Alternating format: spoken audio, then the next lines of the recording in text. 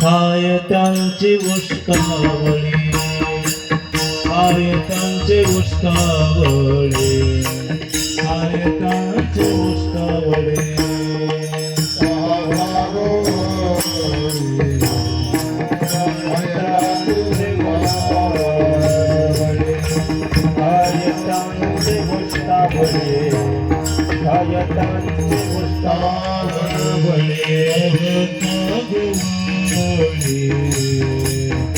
आयतांचे उष्टावळे, आयतांचे उष्टावळे. आयतांचे उष्टावळे,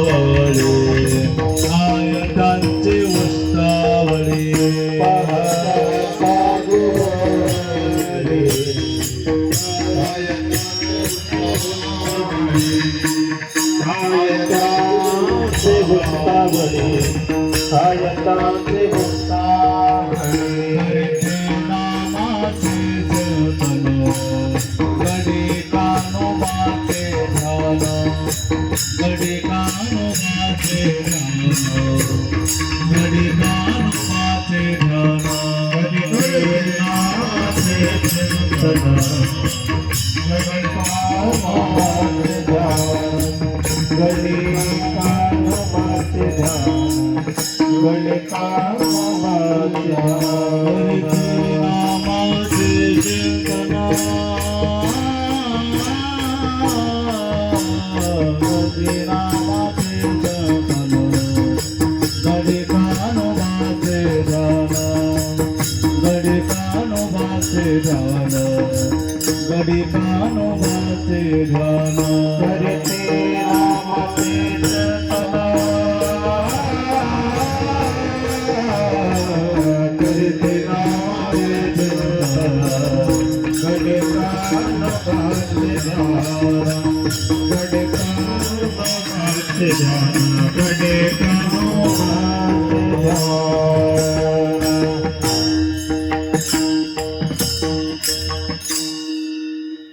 पाहता गोवळे, पाहता गोवळे, खाय त्यांचे उष्टावळी. करते नामाचे चिंतन गडी कानोबाचे ध्यान. आणि द्यावे डाये, धावे वळत्या मागे गाये. करते नामाचे चिंतन गडी कानोबाचे ध्यान. एके ठाई काला, एके ठाई काला, तुका म्हणे भाविकाला. करते नामाचे चिंतन गडे कानोबाचे ध्यान. माझे वाणे तुझे वर्णे गुण, माझे वाणे तुझे वर्णे गुणा, माझे वाणे तुझे वर्णे गुण, माझी वाणे तुझे वर्णे गुणा. ऐसे दे प्रेम गाये गळा, ऐसे दे प्रेम गाये गळा. माझी वाणे तुझे वर्णे गुणा, ऐसे दे प्रेम गाये गळा, ऐसे दे प्रेम गाये गळा, ऐसे दे प्रेम गाये गळा. माझी वाणी तुझे वर्णे गुणा, ऐसे दे प्रेम गाये गळा, ऐसे दे गाये गळा, ऐसे दे प्रेम गाये गळा.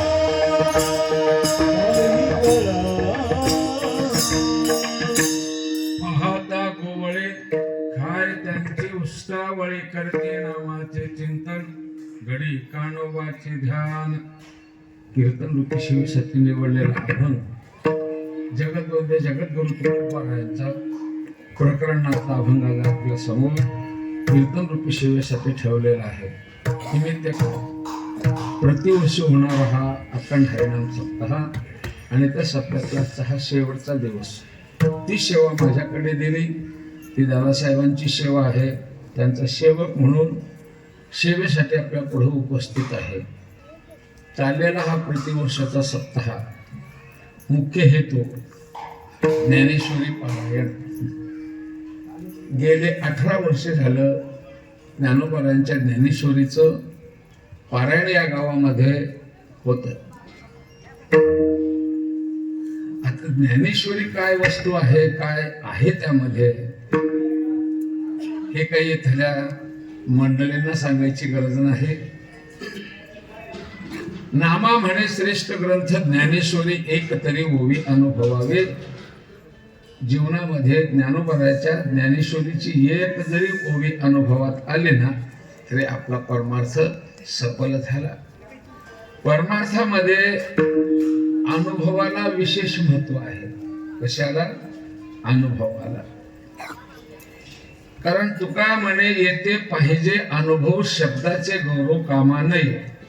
शब्द पंडित झाला कुठतरी काही बोलू लागला तरी त्या बोलण्याला महत्व नाही, तर अनुभवाला महत्व आहे. कारण तुकोबाराय म्हणते अनुभवे आले अंगान ते या जगा देत. तसे तुका म्हणे चाकून सागे मज अनुभव आहे अंगे. म्हणजे अनुभवाला विशेष महत्व आहे. आणि ज्ञानेश्वरीच्या ओवीचा अनुभव यावा हा हेतू गावकऱ्यांचा.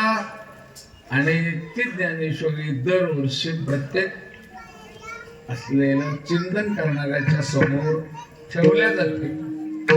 आणि ती आनंद घेत असताना न कंटाळणारी अशी असलेल्या गावातील मंडळी आहे. यांना मार्गदर्शन करणारे हरिभक्तीपरायण आमचे भीमराव महाराजजी. वय जास्त नाहीये पण तब्येत बरोबर नाही बरं काय. कारण म्हणजे तशाही तब्येतीमध्ये महाराजांनी या सगळ्यांना घेऊन मार्गदर्शन करत हा कार्यक्रम सफल करतात. आणि त्या कार्यक्रमातला कुठलाही दिवस एक आमच्या वाट्याला येतो. कधी येतोच तर कधी येतच नाही. गेल्या वर्षी तर मी होतो पण कीर्तन नव्हतं. तसं काही नाही या वर्षी. तसं वाटतच नाही. का? तुम्ही दादांचे लोक आहात, दादावरती प्रेम करणार ह्या, मग मला जास्त काय करायचे सांगा. म्हणून महाराजांना सांगितलं नसेल तर हरकत नाही पण तुम्ही यावं लागतं. कारण गेल्या वर्षी हा आपण कार्यक्रम वेगळ्या स्वरूपाचं या ठिकाणी ठेवलेलं होतं. गडावरील सगळेच असलेले मान्यवर मंडळी या ठिकाणी उपस्थित झालेले होते. त्यांचा गौरव सोहळा या ठिकाणी संपन्न झाला. त्या कारणाने माझ्याकडे सेवा नव्हती. म्हणून महाराजांनी सांगितले गेल्या वर्षाचे 2 तास, या वर्षाचे 2 तास, एकूण 4 तास कीर्तन करा. त्याला माहिती हे खरं 4 तास करेल म्हणून 2ला उभा करावं. मग कवा का सोडणार. आता या सगळ्यांना जायचं असतं बघ. कोणाला? आम्ही जेवढे बाहेरून आलो, वादक असतील, गायक असतील, वारकरी आहेत ना, महिन्याचे वारकरी, ते सगळेजण आता कवा कीर्तन सुटतं हे वाट बघतात. जास्त त्यांना असलेलं आपलं मुक्काम गाठायचा आहे. म्हणून जास्त वेळ नाही, थोडक्या वेळेमध्ये सगळं चिंतन मांडण्याचा प्रयत्न करेल. कारण गावात सगळेच कार्यक्रम उत्साहितपणाने केल्या जातात. गावात आल्याबरोबर ते भगवे घातलेले पाहिले इतका आनंद वाटला. कारण भगवा रंग एवढा सुंदर आहे, दिसायलाही सुंदर आहे बरं का. आणि भगव्या रंगाची आठवणही प्रत्येकांना येते. भगव्यात काय आहे ते बरं का. भगवा त्या 3 अक्षरामध्ये फार महत्व आहे बरं का. भगवा. हो, कारण भगवं घालणाऱ्याने त्या रंगाचा अर्थ करून घ्यावं आणि मग भगवं घालावं. आणि मला वाटतं इथली मंडळी त्याचा अर्थ कळल्याशिवाय घातले काय हो कपडे नाही. काय भगव्याचा अर्थ सांगतो, जमत का बघा. भ पहिला शब्द आहे भ, भयारहित. भगवा घालणाऱ्याला कशाचीच भीती नाही. भ भयारहित. ग दुसरा शब्द आहे ग, गर्वरहित. कारण कशाचाच गर्व त्यांना नसतो. भयही नाही, गर्वही नाही. आता तिसरा शब्द काय हो? भगवा आहे. आणि भगवे कपडे घालणाऱ्याने अशी जाणीव ठेवावे की शेवटच्या क्षणाला कुठली वासना शिल्लक राहू नये. भगवा भय भय रहित, गर्व रहित, वासना रहित, त्याचं नाव भगव. आणि त्या भगव्या कपड्याला बघितल्या समाधान वाटतं. याचं कारण आहे, कारण या मार्गावरती लागलेल्यांनीच भगव्याचा वापर करतात. हे अति आनंद वाटलं. हे आमचं वारकरी संप्रदायाचं प्रतीक नव्हे, तरी म्हणजे सनातनी धर्मांचं असलेलं हे प्रतीक आहे. सांभाळण्याचा प्रयत्न गावकरी आतोनात प्रयत्न करतात. आणि मला वाटतं या परिसरातलं हे एज्युकेशनच्या बाबतीमधलं सुधारित असलेलं, आणि सगळे कार्यकर्ते सुधारित आणि सगळे एज्युकेटेडच आहेत.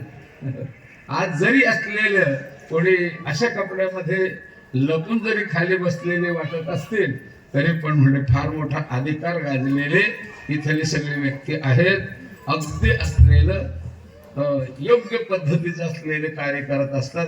म्हणून यांच्या समोरती बोलत असताना सांभाळून बोलावं लागतं बरं का म्हणाल.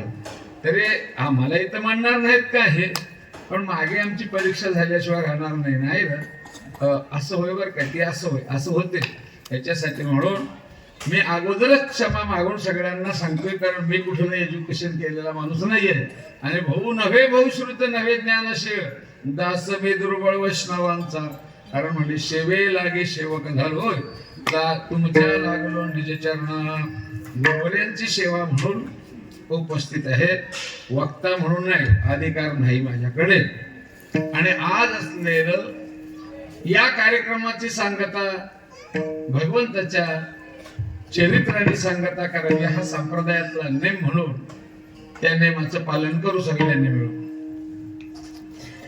अभंग तुकोबारायांचा आहे, कारण तुकोबाराय सांगतात देवाला आवडलेलं केलं की मग त्यानं तुम्हाला वाटल ते देतो, आणि वाटल ते तुमच्यासाठी करतो. पण फक्त त्याला तुम्ही केलेलं आवडावं यालाच विशेष आहे. तुमचं कर्तव्य जर देवाला आवडलं ना, तर देव काहीही तुमच्यासाठी करतो. आज ही रीत चालूच आहे. तुमच्यासाठी असलेलं जर कोणी तुमच्या म्हणण्याने वागत असेल, तर तुम्ही सर्वस्व त्याला देताय ना. देताय का?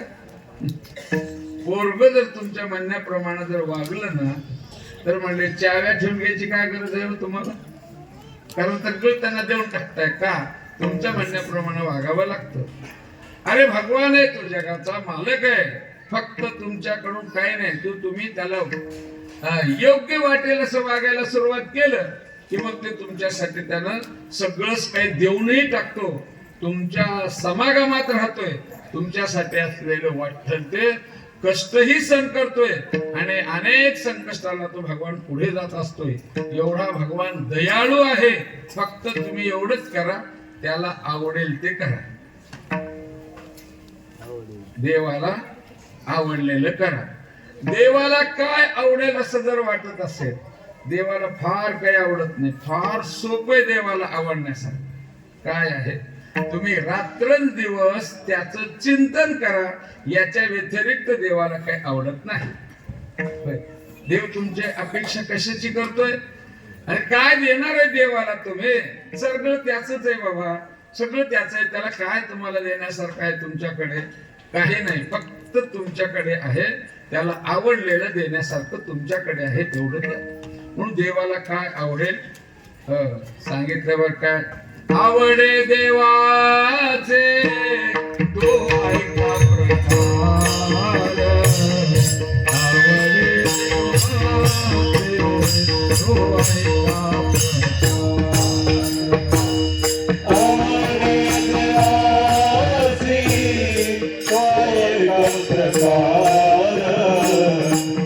आवडे देवाचे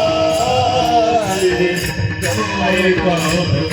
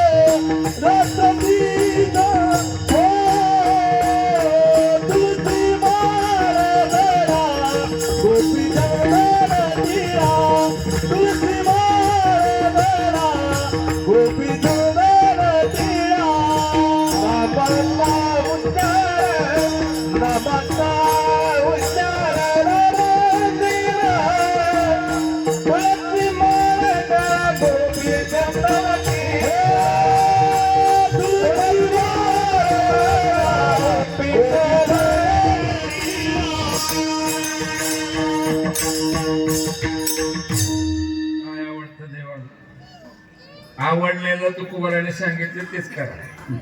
त्याला काय आवडत नाही. योग याग यज्ञ यजन तप हे काही देवाला आवडतं का? आवडतं, पण ते आम्हाला करता येतं का? बघा, तुम्हाला करायचं, योग करता येतं, ज्ञान संपादन करून घेता येतं, कर्मकांड करता येतं, जप तप अनुष्ठान येम नेम ध्यान धारणा आसन मुद्रा हे करायला येतं का? बघा, करायला येत असलं तर न चुकता केल्याने देवाला आवडेल. पण म्हणलं ते न चुकता करता येतच नाही, कारण आपण त्याच्या अधिकाराचे नाही. तर म्हणून आमच्या वाट्याला आलेलं आपण करावं, आपल्याला जमेल ते करावं. कारण आपल्याला सगळ्या गोष्टी कराव्या लागतात आणि त्याच्यामध्ये हे करावं लागतं. याच्यासाठी म्हणून तुम्ही बाकीचं काही करू नका आणि बाकीचं करायच्या भानगडीत जाऊ नका. देवाला जर तुम्ही प्रिय व्हावे असं जर वाटत असेल तर फक्त देवाचं नाव घ्या. काय घ्या? देवाचं नाव घ्या. कधी घ्या? सत्यापुरतच घ्या. एक प्रमाण काय सांगते बघा. सत्यापुरतं घ्यायचं म्हटलं का नाही. नामाचा उच्चार रात्रीलाही देवाचं नाव घ्या, दिवसाही देवाचं नाव घ्या. कारण म्हणजे देवाच्या नावाचं अखंड चिंतन करत चला. कारण जेवढं जेवढं तुम्ही चिंतन कराल तेवढं तेवढं देव तुमच्यावरती प्रेम करतो. हे खोटं नाही बरं का. तुम्ही म्हणाल बघा, सगळ्यांचे दृष्टांत असलेलं काढून बघा. कारण देव म्हणतोय, अरे माझं तुम्ही किती चिंतन कराल तेवढं मी तुमचं चिंतन करतो. जेवढं तुम्ही देवाचं चिंतन कराल, जेवढं तुम्ही देवावर प्रेम कराल, देव तेवढं तुमच्यावरती प्रेम करतो. आपण बैमान लोकांवर प्रेम करून बघितलंय म्हणून तुम्हाला ते माहीत झाले. कारण या नाही करतो की नाही. देवाच्या बाबतीत तसं नाही. हे प्रपंचातले लोक जेवढं तुम्ही प्रेम करा त्याच्या मोबदल्यात तुम्हाला तेवढंच मिळेल असं नाही. म्हणून याच्यासाठी असलेलं देवावर प्रेम, जेवढं तुम्ही प्रेम करा देव तेवढं प्रेम करतोय. देवाचं काम कराल देव तेवढं तुमचं काम करतोय. जेवढं तुम्ही देवाची आठवण कराल आणि देव तुमची तेवढी आठवण करतोय. एवढा कृपाळू असलेला या जगात त्याच्यासारखा कोणी नाही. कृपाळू होय, कारण याच्यासारखा देव कोणी कृपाळू आहे का? होय, ऐशी कृपावंत कोण माझ्या विठाई वाचून मोहे धाव घाली पाना नाम घेता पंढरी राणा. म्हणून मला तुम्हाला जास्त सांगत बसायचं नाहीये. फक्त देवाला आवडेल ते देवाचं नामस्मरण आवडतं. मग आता नामस्मरण करणाऱ्यासाठी यांनी काय काय केलं थोडे मुद्दे सांगून ही वेळ आपण गाठू. तुकोबाराय म्हणतात त्याला काही आवडणार नाही, फक्त त्याचं नाव घ्या. आता नाव घेत असताना अधिकार बघतो का? अधिकार काय त्याचा अधिकार आहे? किती उच्च वर्ण आहे, किती गोरापान आहे, किती काळा आहे, किती असलेला म्हणजे श्रीमंत आहे, किती गरीब आहे, किती सोशल घालतोय कपडे, किती चांगले घालतोय, किती वंगळ घालतोय, या बाकीच्या गोष्टीकडे देव बघत नाही. हे सगळे बाकीचे म्हणजे बाह्यरंग आहेत. बाह्यरंगाला परमात्मा भुलणारा नाही. आपण असलेले नटून छटून जाणं हे आमचं कर्तव्य आहे. पण म्हणजे देवाला हे काही असलेलं योग्य वाटत नाही. म्हणून सोडायचं नाही. कारण म्हणजे त्याला आवडेल ते करत जावं. तो तुमच्या बाह्यरंगाचा, तुमच्या उच्च वर्णाचा, तुमच्या असलेल्या सौंदर्याचा, तुमच्या राहणीमानाचा कुठला देव विचार करत नाही. फक्त तो असलेलं बघतोय माझं नामस्मरण घेतोय का. म्हणजे तो नामस्मरण घेणारा कसलाही असला तरी देवाला गोड वाटतो. आणि म्हणजे कसलाही जरी असलेला असेल सुंदर, जर नाव घेत नसेल तर तो बघत नाही. याच्यासाठी म्हणून देवाचं नाव घेणारा तो देवाला कसलाही असेल तो आवडतोय. म्हणजे आता म्हणजे जगात खरी जर भक्ती म्हणा तरी म्हणजे देवाच्या नामस्मरणासारखी भक्ती श्रेष्ठ कोणती नाही. म्हणून देवाला आवडणारं नामस्मरण आहे. तर त्यांचे उदाहरण तुम्हाला द्यायला लागलेले आहेत. कारण म्हणजे पहा, कोणाकडे ज्याने नामस्मरण घेतले त्यांच्यासाठी यानं काय काय केलं ते उदाहरण घ्या. कोणाचे उदाहरण घ्या? अरे गोकुळामध्ये जन्माला आलेले जे गोपाळ होते त्या गोपाळाकडे पहा म्हणजे तुकोबाराय. पाहता गोवळी, पहा त्याच्याकडे. कोण आहेत? गवळ्याचे आहेत. गोवळी. गोवळी या शब्दाचा अर्थ गायला वळणाऱ्या घरामध्ये जन्माला आलेलं पोरग ते गोवळी होय. मला वाटतं शिव्या जर द्यायचं असेल तर म्हणजे माणूस कुठून शिवा देतोय हो? काय गुरु राख्यासारखं करायला लागला रे. शहाण्याची शिवा, आपली येण्याची शिवा वेगळ्या. शहाणा माणूस म्हणतो काय गुरु राख्यासारखा करतोय रे. म्हणजे गुरु राखणारा हा शहाणा नाही असा अर्थ होतो बघ. आणि गुरु राखायला काही सगळं कळतं असंही नाही. आणि गुरु राखी असलेला फार सुंदर राहतो असंही नाही. आणि गुरु राखणारे मुलं सुंदर राहत नाहीत हेही खरं आहे. म्हणून त्यांचं उदाहरण तुम्हाला दिलेले. पहा कोणाकडे? त्या गवळ्याच्या पोराकडे पहा. पोर होय कोणाचे? गवळ्याचे. सुधारित काळातले नव्हे. आता काळ सुधारित आहे बरं काय. आता काळ सुधारित आहे बघा. हे बारकी पोर आहे ना, आता या पोरांचं असलेले बालपण आणि आपलं बालपण आठवा. या मुलाकडे बघा ना, आपलं बालपण आठवा. आपल्याला कपडे होते काय हो एवढं असं. आणि आमची माय खिशात काय असलेले दस्ती वगैरे ठेवत होते काय? ठेवत होते? आठवा तुमचं तुम्ही बरं काय. दस्ती ते नव्हतं. मग महाराज नाकाला आलेलं पाणी कसं करत होते? आता ते सांगतो तसं तुम्ही करणार नाही. म्हणजे कसं करत होते? असं करायचं, असं करायचं, इकडे आलं की असं करायचं. ते आम्हाला शाळेत गेल्यावरती मिशा दिसल्यावर दिसत होते. हे आमचं लहानपण आहे बरं का महाराज, तुमचं नव्हतं. ध्यान ठेवा, आमचं लहानपण. म्हणजे बाबा ते तसले मुलं. बरं कपडे, अरे कपडे आता स्वस्त झाले. ज्या वेळेला मागे लोक उघडे होते, दिसते तुम्हाला त्यांची चित्र. का उघडे होते? त्याने म्हणजे भारताला जर अंगभर कपडे मिळत नसते तर मी कशाला घालतो. त्यागी पुरुष होते काही लोक, आणि कपडेच नव्हते त्यावेळेला. भलं मोठं होईपर्यंत लंगोटी शिवाय काय नव्हतं. लंगोटी कोणाला हे लंगोटी कशाला म्हणतात रे माहित आहे का तुम्हाला? त्यांना चड्डी माहित आहे पण लंगोटी माहित नाही बरं काय. हे लंगोटी आमच्या जीवनातली गोष्ट आहे म्हणून तेव्हा लंगोटी. एक तरी असलेलं गुरं राखणाऱ्याची मुलं सुधारित नाहीत, एक तर त्यांचं राहणीमान चांगलं नाही, एक तर म्हणजे असलेलं मला कसे होते ओंगळ ओंगळ ओंगळ होती बघायला, ओंगळ होती. आता ते असे ओंगळ बघायला होते, राहणीमान चांगलं नाही. आणि त्यावेळेला मला वाटतं ब्रशविन होतं, ब्रश.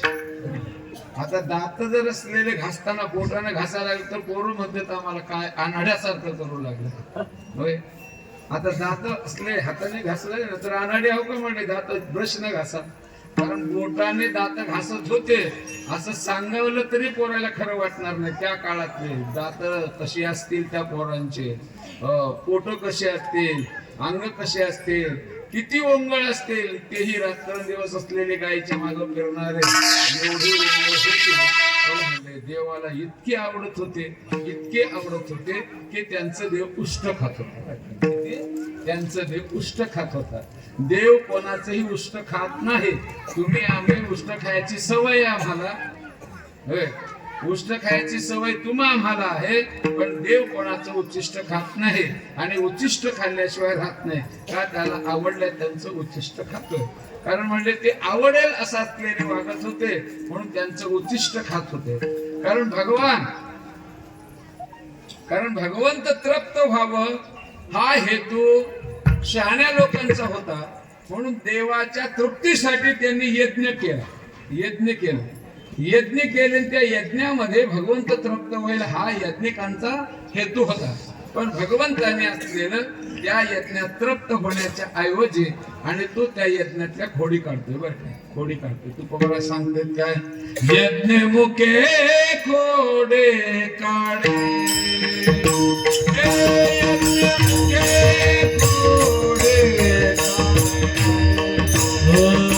यज्ञ मुके खोडे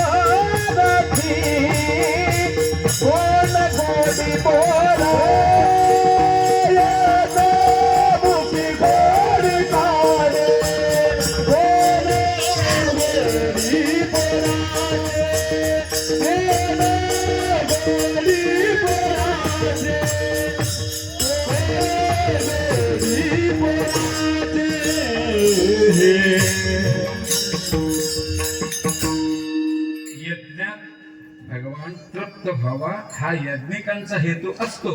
पण भगवान तृप्त होतो का? आमचं तुकोबारा म्हणले एवढं सायास यज्ञात केले ते यज्ञ देवाला समाधान वाटणार नाही का? ते तर खोडी काढतो, खोडी काढतो का? ते मंत्रच बरोबर म्हटले नाही, ते असंच केले ते तसंच केलं का? आवडणं गेले की माणूस मोठं बोलत असतो बरं का देवाला. मात्र ते यज्ञ आवडलं नाही म्हणून त्याच्यातल्या खोडी काढतो होय.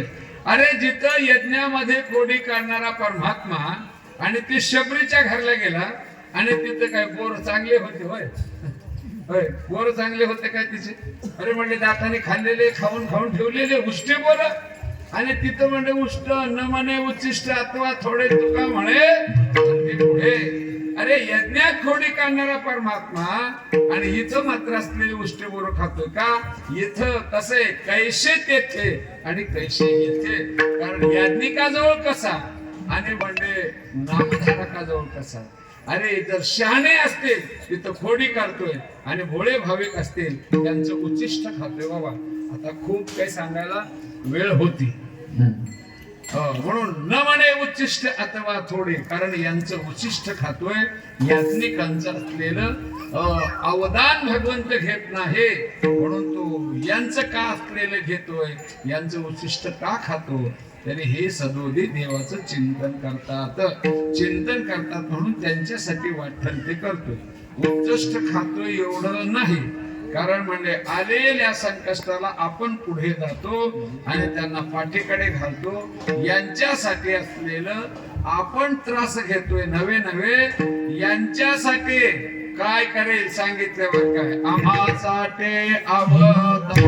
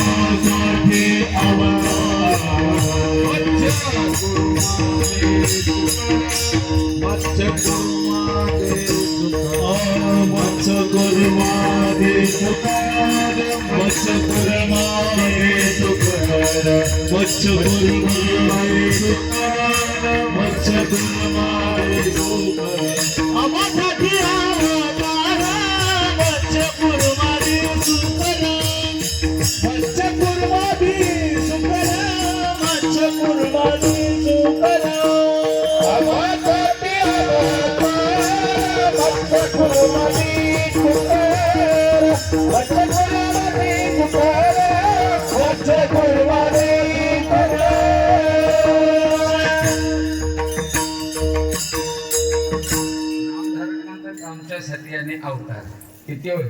आम्हासाठी अवतार मत्स्य सुकर नाम घेता पंढरी राणा. नाम घेतल्यानं त्यांच्यासाठी यानं अनेक अवतार घेतले. भक्तांसाठी येणे घेतलेली आळी 10 गर्भवास सोसे वनमाळी असे आनंद अवतार भक्तासाठी घेतोय. म्हणून आज असलेलं असं सांगतात कोण्या भक्तासाठी कोणता आवडणारा भक्त आहे त्यांच्यासाठी अवतार भगवंत घेत असतो. ते कोण आहे तर त्यांच्याकडे पहा. त्यांच्याकडे पाहता गोळ्याची मुलं आहेत. काय करते नामाचे चिंतन. त्याला आवडलेलं चिंतन करतात. आता चिंतन करण्यासाठी थोडं आत शिरत थोडं चिंतन करत असताना वाचेनी नामस्मरण घेणं वेगळं होय आणि नामाचं चिंतन करणं वेगळं. घेणं आणि चिंतन करणं याच्यात अंतर आहे. आता घेत असताना वाचेनी घेत असतो बरं काय. ऐशी हे गरजू वैखरे केशवा मुकुंदा मुरारी रामकृष्ण नामे बरे हरे हरे दिवशी सकळ. म्हणजे वाचेनी गर्जना करणारे ती वैखरी नावाची वाचा आहे. वैखरीनं नामस्मरण घेतलं जातं. आता चिंतन करण्यासाठी असलेले त्याला चित्ताची गरज आहे. आपल्याकडे चित्त आहे का? आहे का? आहे. कारण म्हणले चित्त परमार्थाने चित्तच लागतं आणि म्हणले प्रपंचाला देखील चित्तच लागतं. कारण म्हणजे प्रपंचही करत असताना प्रत्येक वेळेला आपण चित्ताचं वापर केलेलं पाहायला मिळतं. काय रे? काम चित्त लावून कर, परीक्षा चित्त लावून दे, अभ्यास चित्त लावून कर, गाडी चालवताना चित्त ठिकाण्यावरती ठेव म्हणतो का? कारण प्रत्येक असलेल्या व्यवहारातल्या कामाला चित्ताचीच गरज आहे आणि तसंच परमार्थालाही चित्ताचीच गरज आहे. जर असलेलं परमार्थात परमार्थ करताना जर चित्त मिळालं तर सगळं मिळलं आणि जर चित्त मिळालं नाही तर काही मिळालं नाही. चित्त मिले तो सब कुछ मिले नाही तो फुकट पोते खाय. चित्त मिळालं तर सगळं मिळणार. आणि परमार्थ फार आहे असं म्हणू नका, कारण म्हणले चित्त मिळालं तर लईच थोडं आहे असं तुकोबाने सांगितलं. सांगतात काय, थोडे आहे चित्ताचा हे झालिया, चित्ताचा हे झालिया, चित्ताचा हे झालिया. थोडे आहे चित्ताचा हे झालिया, चित्ताचा हे झालिया, चित्ताचा हे झालिया. थोडे आहे चित्ताचा हे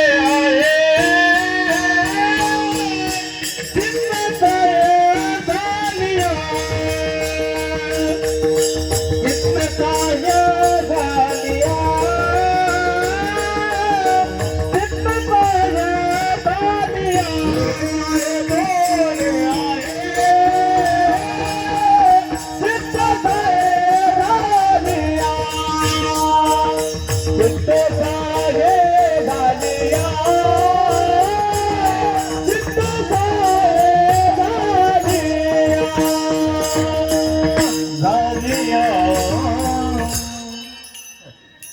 अक्षर काय थोडं आहे, काय थोडं आहे.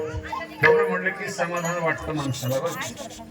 हो, थोडं म्हटलं की समाधान वाटतं का तुम्हाला? होय. कीर्तन झालं थोडं आहे, कीर्तन झालं थोडं, थोडं आहे म्हणून बसा, झालं थोडं आहे म्हणून बसा, थोडं आहे मनाला समाधान वाटतं बरं काय. काय थोड्या शब्दामध्ये महत्व आहे कोणास ठाऊक. आणि खरंच थोडं म्हटलं की खरंच माणसाला लई बरं वाटतं बरं.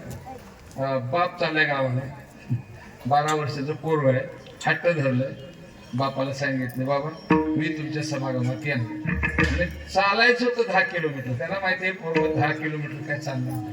त्यानं असलेलं सांगितलं नको बाळ्या तू घरी राह. पोरग जास्तच रडू लागलं. जुना काळ, त्यावेळेला पाय चालायचं होतं, काही मोटरसायकली नव्हत्या, वाहनाचं नव्हतं बाबा, त्यावेळेला चालावं लागत होतं. पण हे पोरग चालणार नाही म्हणून त्याला घरी ठेवण्याचा प्रयत्न करत होते. पोरग घरी राहायला तयार, घरचं घर सांगितलं आता ते न्या तुम्ही, ते नाहीतर घरात नेत राहणार नाही. आता ते पोरग घेतलं, निघाले दोघं. पोरग 2 किलोमीटर चालल्यावरती बापाला विचारलं बाबा म्हणजे आणि किती आहे चालायचं.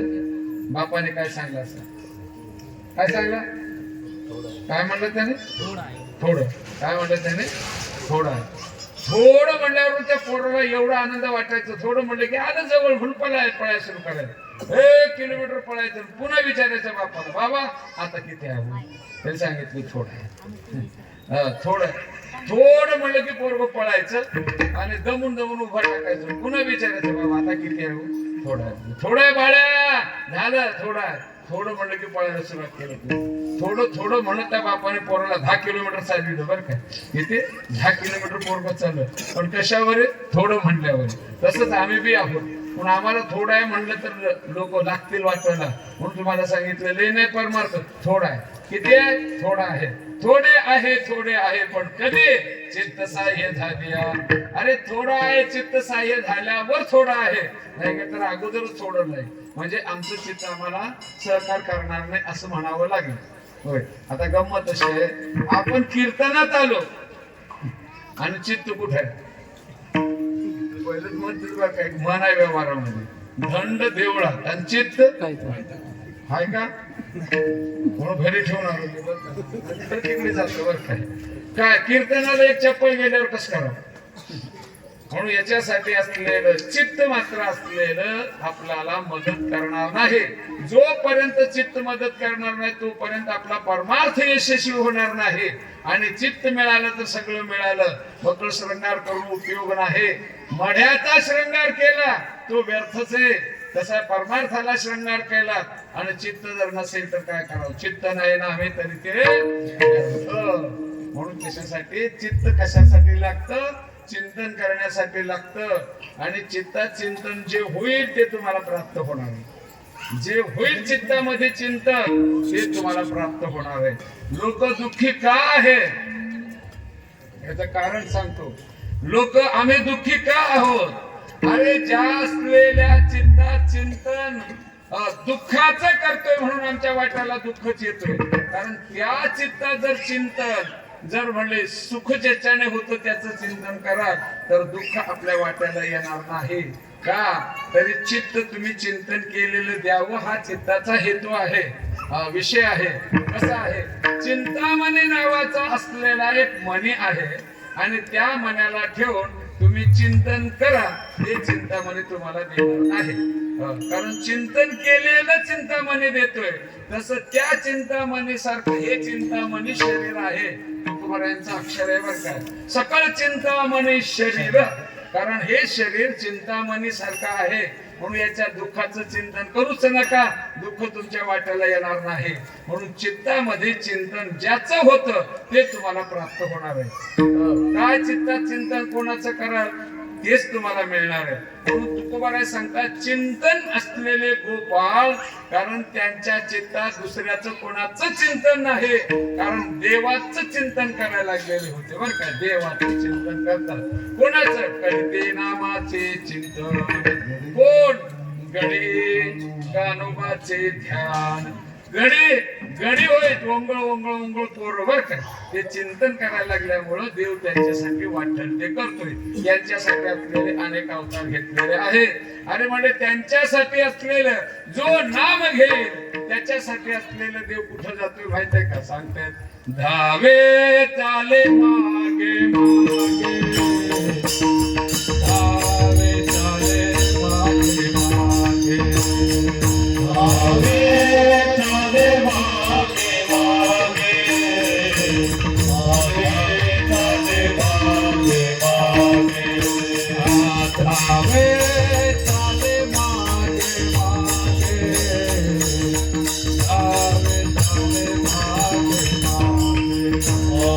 धावे चाले मागे मागे, धावे चाले मागे मागे. सुख दुःखाचा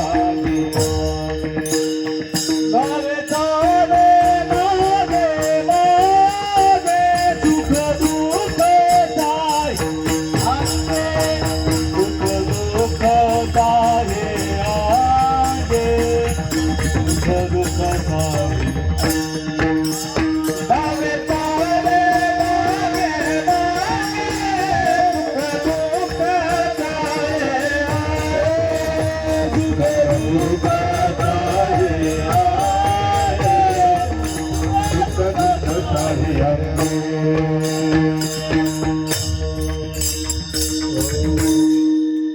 धावे चाले मागे मागे, कोणाच्या, यात एकाच्या, जप करणाऱ्याच्या, तप करणाऱ्याच्या नाही, कोणाच्या, चिंतन करणाऱ्याच्या मागे देव धावत असतो. का, तो कशाचा भुकेला आहे, चिंतनाचा भुकेला. देवाला चिंतन हे आवडत असतं, म्हणून कुठं चिंतन करावं, आणि जिथं चिंतन होईल त्याला कळतं बरं का. तुम्ही म्हणाल आम्ही काय केलेलं त्याला कसं कळतं, त्याला कळतं, तुम्हाला आम्हाला कळणार नाही पण त्याला कळतं. कारण तू कुठं आहे, आता तू चित्ताचा साक्षी आहे बरं काय, चित्ताचा तू साक्षी, तुझं कळे सर्व, किती करू गर्व आता पुढे, कारण त्याला चित्ताचा साक्षी आहे. कुठं आहे देव, जिथं चिंतन होतं त्या ठिकाणावर देव आहे बरं काय. तुमच्या हृदयात जिथं चिंतन होतं आणि तिथं त्याचं वास्तव्य आहे, आहे ना. काय सांगते का म्हणे, आगा जीवेच्या जीवाना तोचे नारायणा साक्षी माझा, आमच्या चित्ताचा साक्षी परमात्मा आहे, म्हणून त्यावेळेला असलेले देवाचं चिंतन त्या देवाला आवडत असतं, म्हणून चिंतन करण्यासाठी अवतार घेतो.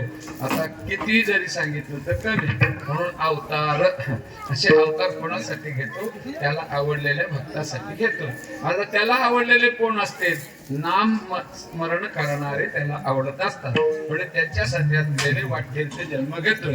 असेच असलेले जन्म घेतलेले त्यांचं उदाहरण तुमच्या पुढे द्यावं, कारण चिंतन करणाऱ्यासाठी देव काय काय करतो ते कुठलं उदाहरण द्यायचंय तर चरित्र स्वरूपाने गोकुळातलं उदाहरण द्यायचं आहे. आता गोकुळात चरित्र असलेलं भगवंताने केलेलं आहे. कोणासाठी? कोण होते गोकुळात आलेले? दुसरं कोणी नाही. अनेक जन्मामध्ये देवाची भक्ती करत आलेले भक्त होते, पण त्यांना समाधान नव्हतं. होय, समाधान नव्हतं. का? देवाच्या जवळच होते पण समाधान नव्हते. देवाच्या जवळच होते पण समाधान नव्हते. का? देवाने असलेली वागणूक थोडी वेगळी दिल्यामुळे समाधान नव्हते. कोणी अवतारात? आता बाकीचं तर काय नाही. राम अवतारामध्ये वानर देवाच्या समजच होते ना, वानर दुसरे कोणी नव्हते. आता वारकरी नाचतेत ना, तेच वानर होते. तवाचे गुण काय ना आमच्या वारकऱ्याचे, टनाटना उड्या मारते ते तवाचे गुण आहेत आमचे, कधीचे मागल्या अवतारात तेव्हा. म्हणून ते असलेले देवाच्या समागमात होते, देवाच्या जवळ होते. वानर माकड अस्वल देवाच्या जवळ होते. रामाने तशी वागणूक दिली का त्यांना?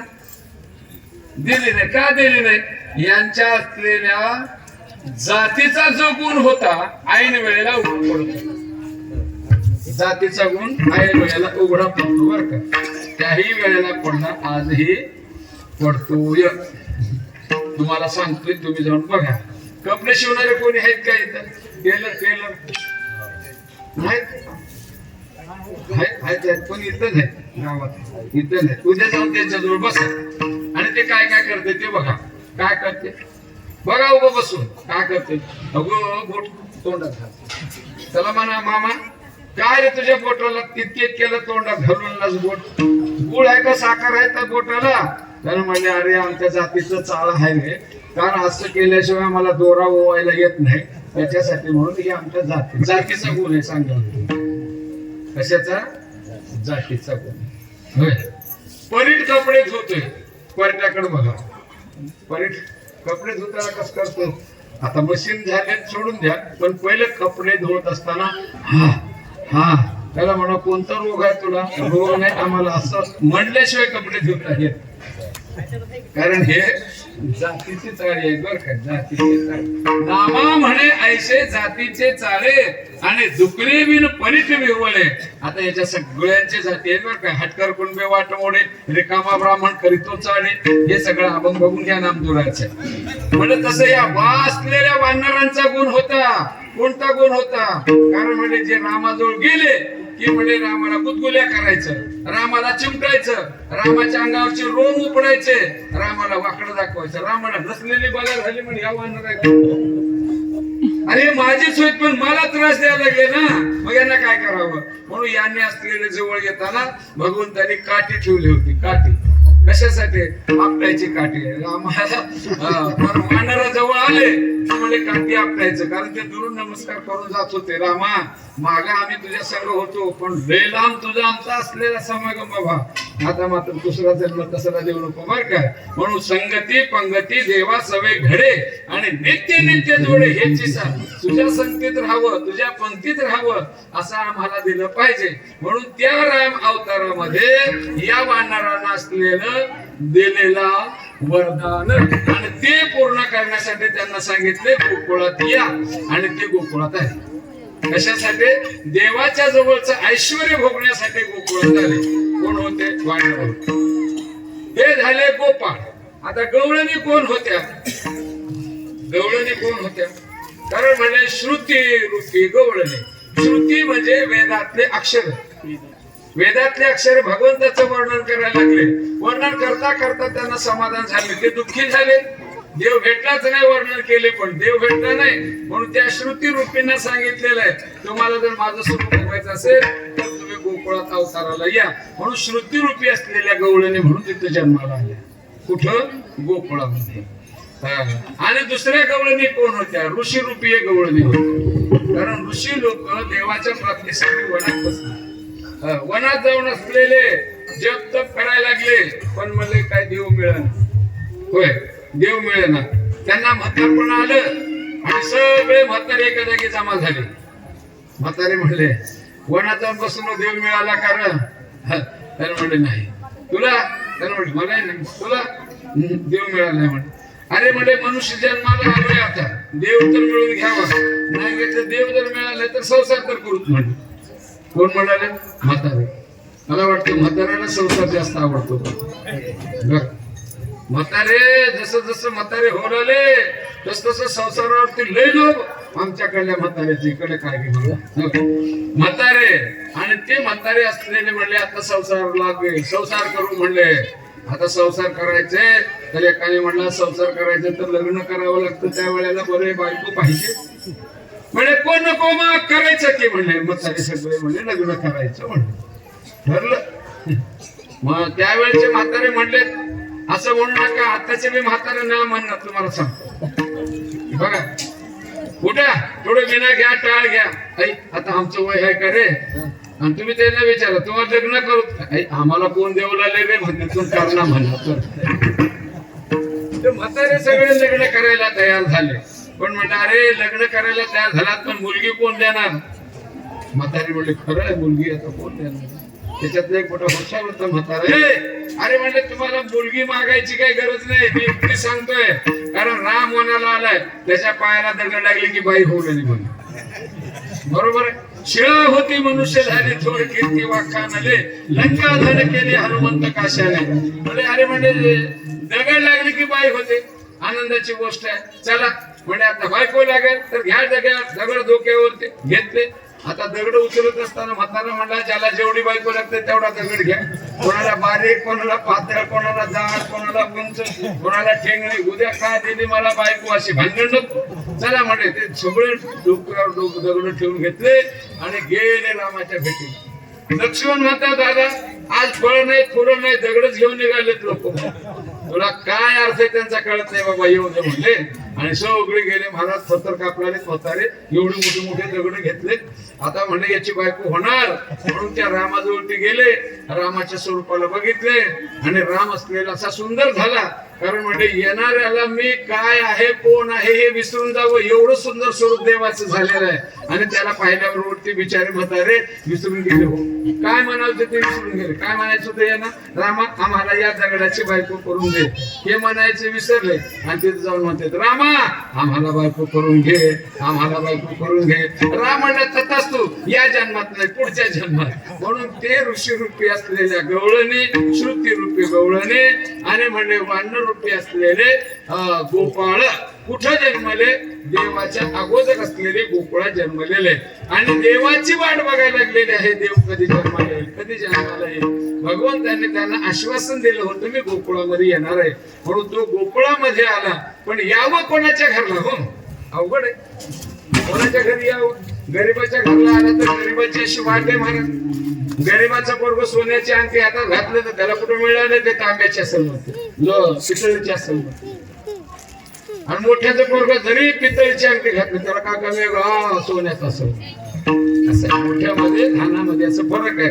म्हणून भगवंताने म्हणलं आपण लहान सोनाच्या घरी जायचं नाही, म्हणजे श्रीमंताच्याच घरी जावं. पण देव कोणाच्या घरला जातो हे लक्षात असू द्या. देव सगळ्याच्या घरला जात नाही. कारण देवाला असलेले कारण पाहिजे. कोणतं कारण पाहिजे? कारण त्यांनी असलेले भक्तीचं ऋण याच्या डोक्यावरती केलेलं. यांच्या डोक्यावरती भक्तीचं ऋण होत. आता तुम्ही आम्ही भक्ती करू लागलो, पण भक्ती करताना देवाला काहीतरी मागतो.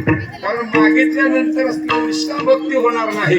पण ते असलेले जन्मजन्मामध्ये ज्यांच्या घरी परमात्मा जन्माला येणार आहे, जन्मजन्मामध्ये त्यांनी भक्ती केली पण काही मागितलेलं नाही. आणि न मागितलेली केलेली भक्ती देवाला ऋणी करत असते. म्हणून देव ऋणी झाला आणि ऋणिया म्हणवी निरंतर माणी भक्ताचे उपकार. कारण म्हणजे ऋण झाले की माणसाला ऋण फेडावं वाटतं.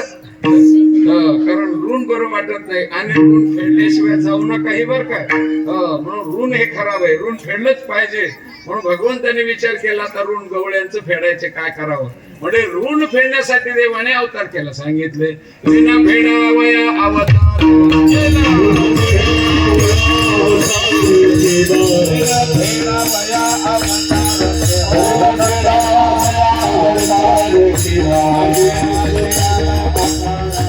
अविनाशयाला अकार अविनाशयाला अकार फेडावया अवतार केला फेडावया अवतार केला अवतार केला अवतार अविनाशयाला कराचे अविनाशयाला कराचे अविनाशयाला अकाराचे. सांगता देव नंदाच्या घरला आला कशासाठी. ऋण फेडण्यासाठी आला. म्हणून ऋण फेडावया अवतार केला आणि अविनाशी आला अकाराशी. कोणाच्या घरला आला. देव आला घरा नंदाच्या. धन्य त्याच्या दैवा देव आले. देव ज्यांच्या घरात आला तिथे काही उणे आहे का. कारण उणे नाही. आणि म्हणले देव आल्याबरोबर त्या गोकुळामध्ये काय झालेलं आहे. झाला आनंदी आनंद अवतरले गोविंद. होता कृष्णाचा अवतार आनंदी करती घरोघर. पुढ्या तोरणे करती कथा गाती गाणे. बाळकृष्ण नंदा घरी आनंदले आनंदले. अहो देव येण्याच्या पूर्वीच आनंद आणि आल्यानंतर अति आनंद झाला. आणि त्या गोकुळामध्ये आनंद नंदाच्या घरी झालेला आहे. आता नंद यशोदा हे पूर्वीचे निष्काम भक्ती केलेले भक्त लोक होते आणि त्यांची इच्छा पूर्ण करण्यासाठी देव त्यांच्या घरी आलेला आहे. आता तिथं आनंदी आनंद आहे म्हणले. हो आनंदी आनंद आहे. आता त्या घरामध्ये बाळ जन्मणार म्हणून गावातल्या सगळ्या गवळणी त्यांच्या घरी जमलेल्या होत्या. एक पद्धत होती जुनी बर काय. जुनी पद्धत होती.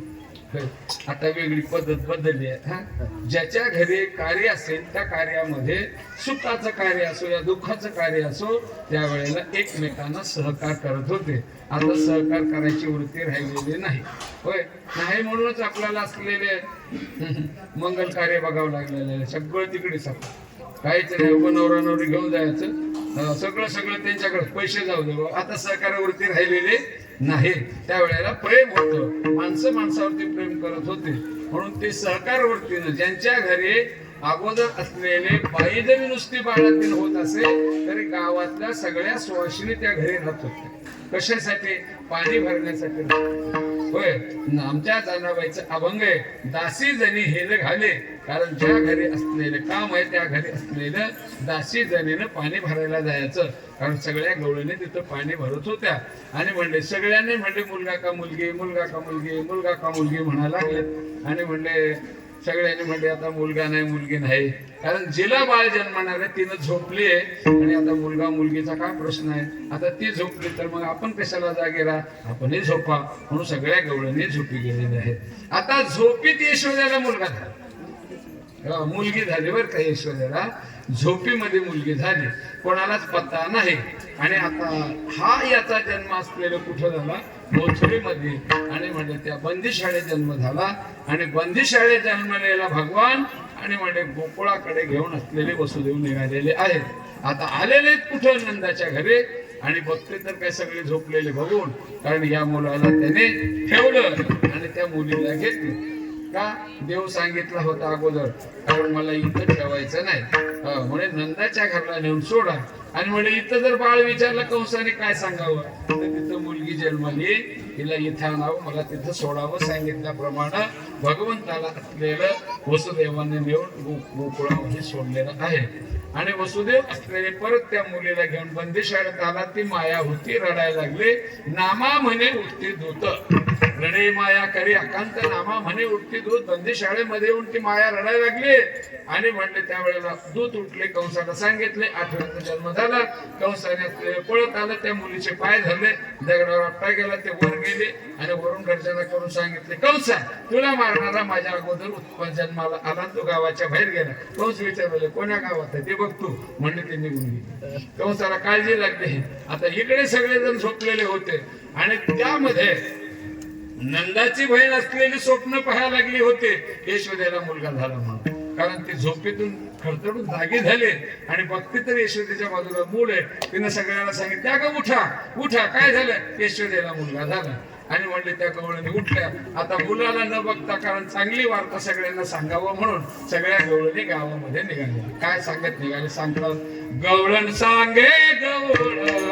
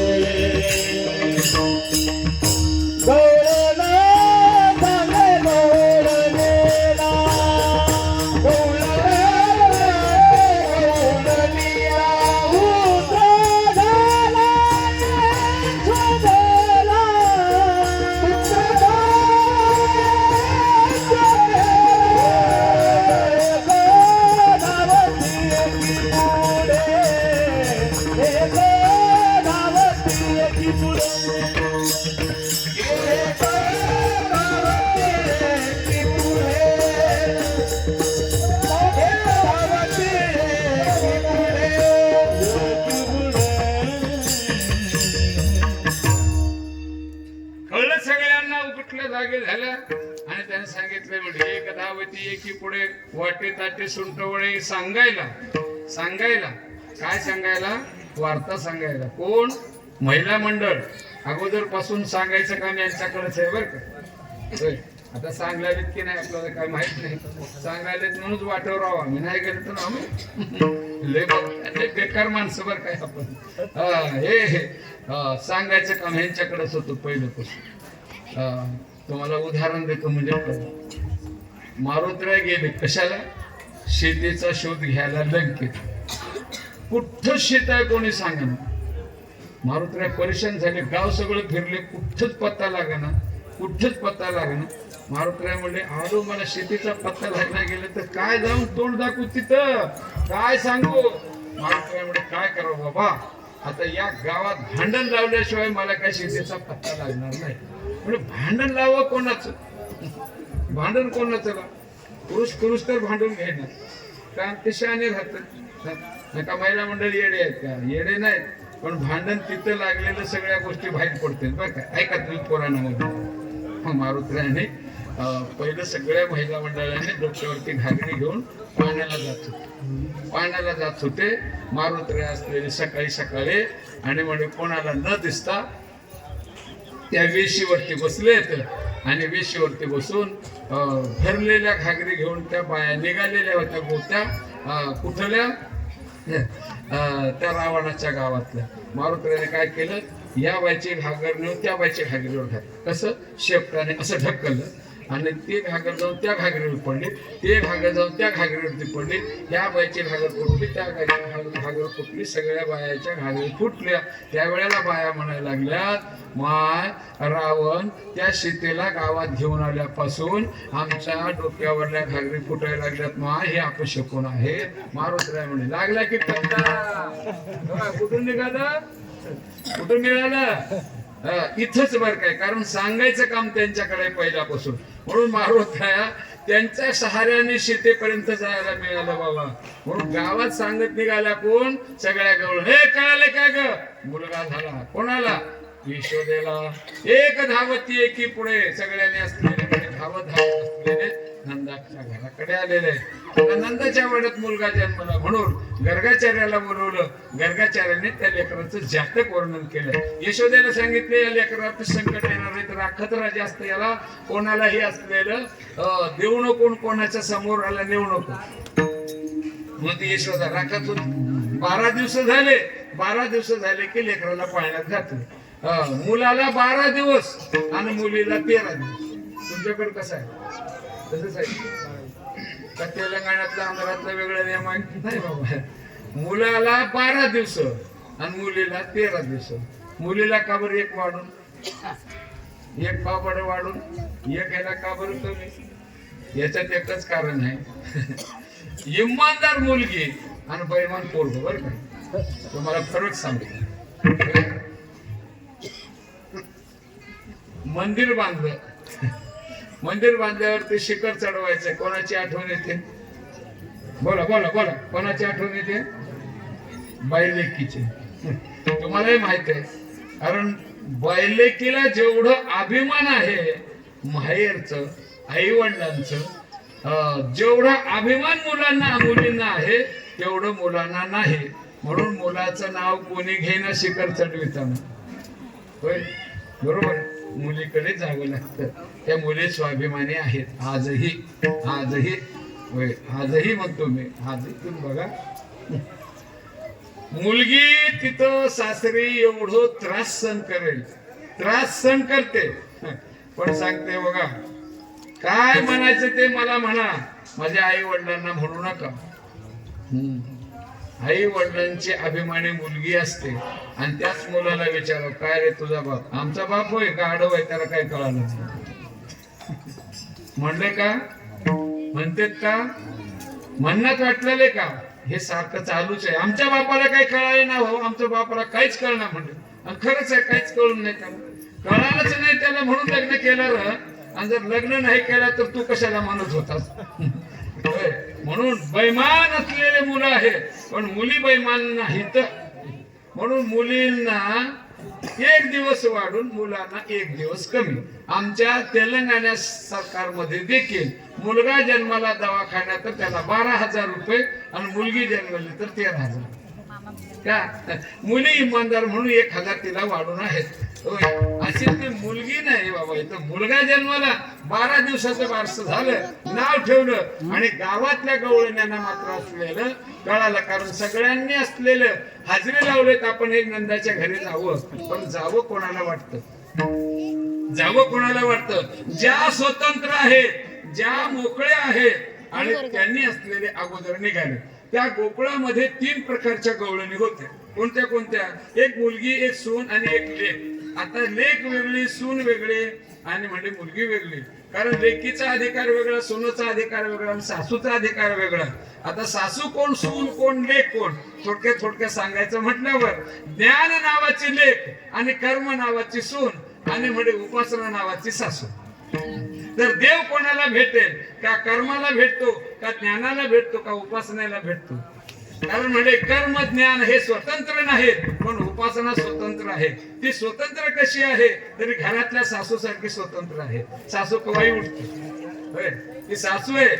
10ला उठेल, उठणार. 7ला उठणार, तिच्या मनावर आहे. सगळं तिच्या मनावर आहे. सासू म्हणजे स्वतंत्र आहे. अरे म्हणजे आमच्या भक्तिशास्त्रातले उपासना नावाची जी भक्ती आहे ते सगळ्यातली स्वतंत्र आहे आणि उपासना देवाची भेट करून देणार आहे. म्हणून त्या गावातले ज्ञान कर्म हे घरी राहिले आणि म्हणजे उपासना नावाच्या सासा गावातल्या सगळ्यात असलेले नंदाच्या इथं आलेले. आता आलेले जो उपासना करणाऱ्यांना देव चांगला वाटतो बरं का. उपासना करणाऱ्याचं प्रेम देवावरती असतं आणि उपासना करणाऱ्यांना देव अगोदर भेटतोय. म्हणून त्या असलेल्या सासा सगळ्यात असलेल्या नंदाच्या घरी आलेले म्हणजे उपासना नावाच्या सासा आलेले. आणि त्यांनी आल्याबरोबर, कारण समोर यशोदेवी त्या लेकराला घेऊन बसलेली होती आणि त्या बाळाला पाहिल्याबरोबर हे उपासना नावाच्या सासा काय म्हणायला लागलेत माहिती आहे का? काय म्हणते? बाळ चांगले हो, बाळ चांगले हो, बाळ चांगले हो, बाळ चांगले हो, बाळ चांगले हो, बाळ चांगले, बाळ चांगले, बाळ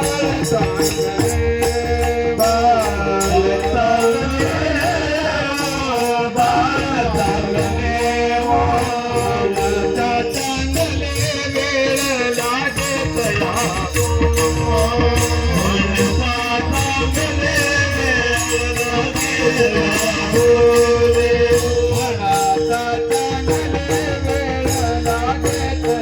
Oh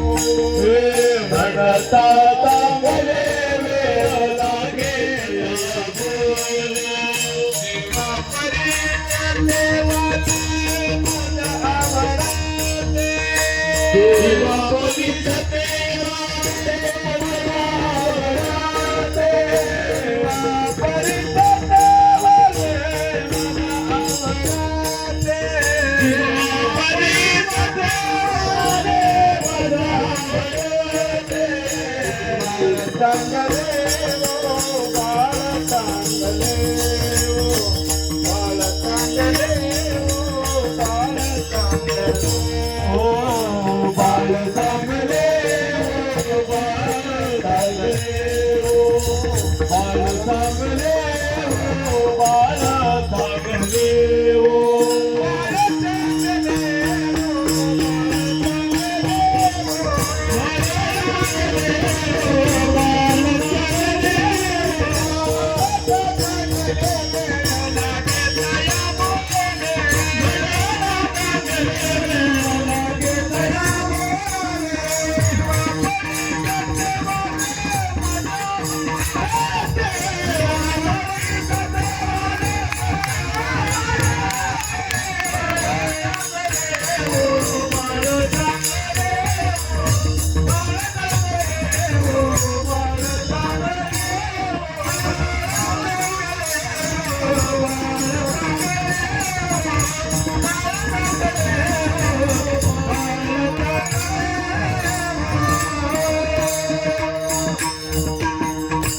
उपासना नावाच्या सासा नंदाच्या घरी गेल्यावरती लेकराला पाहिल्यावरती त्यांना चांगला वाटला, त्यांना सुंदर वाटला.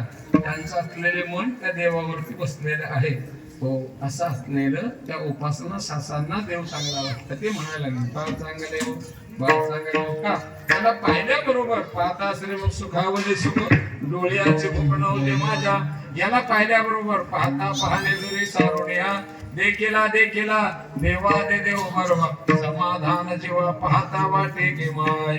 याला पाहिल्याबरोबर महाराज पाहता पाहता मनानं पुरेची धन पहिला पहिला पहिला पहिला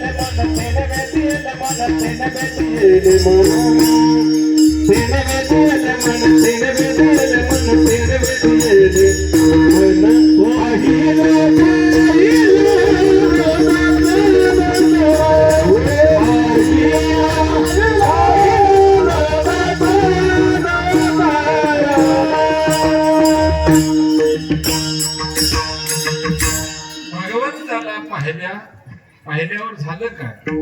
देवाला पाहिल्यावरती झालं काय? देवाचं स्वरूप सुंदर होतं. सुंदर कशासाठी झाला होता? जे कोणी पाहते त्यांचे मन त्यांचं चित्त चोरण्यासाठी यानं सुंदर झाला होता. चित्त चोरण्यासाठी यानं सुंदर झालेला होता. म्हणून त्या आलेल्या सासा भगवंताला पाहिल्या आणि बघितल्या बरोबर त्या असलेल्या गवळणी सगळे विसरून गेले. होय, काय विसरलेले? घर विसरले, मुलबाळा विसरले, विषय विसरले, आपली कोण आहोत हे विसरले, वर्ण विसरला, सगळे विसरले. भगवंताला पाहिल्याबरोबर सगळे विसरलेले आहेत. आणि त्या गवळीने मात्र असलेले ऐशा त्या गवळीने आनंद भरिता अशा देवाला पाहिल्यावर आनंद भरित गवळीने असलेल्या घरी आलेले. कोण आले घरी? सासा आले. आणि सुना कोणाला भेट होत्या? सासाला भेट होत्या. आता म्हणे त्या सासा येऊन गप्पच बसल्या. आता काय म्हणायला तयार? काहीच म्हणत सांडलं तर का? अरे मीठ तिखट घातलं कमी झालं का? काय म्हणणार झाले? सुना म्हणायला लागले नंदाच्या घरला जाऊन आल्यापासून आमच्या सासा गप्पच बसले. काय झालं? काय झालं? त्याने म्हणे माझी बी सासू तसंच करायला, म्हणे माझी सासू तशीच करायला. का? आता ते बोलण्यासारख्या राहिलेल्या नव्हत्या, अशा स्थिर स्तब्ध असलेल्या शांत झालेल्या.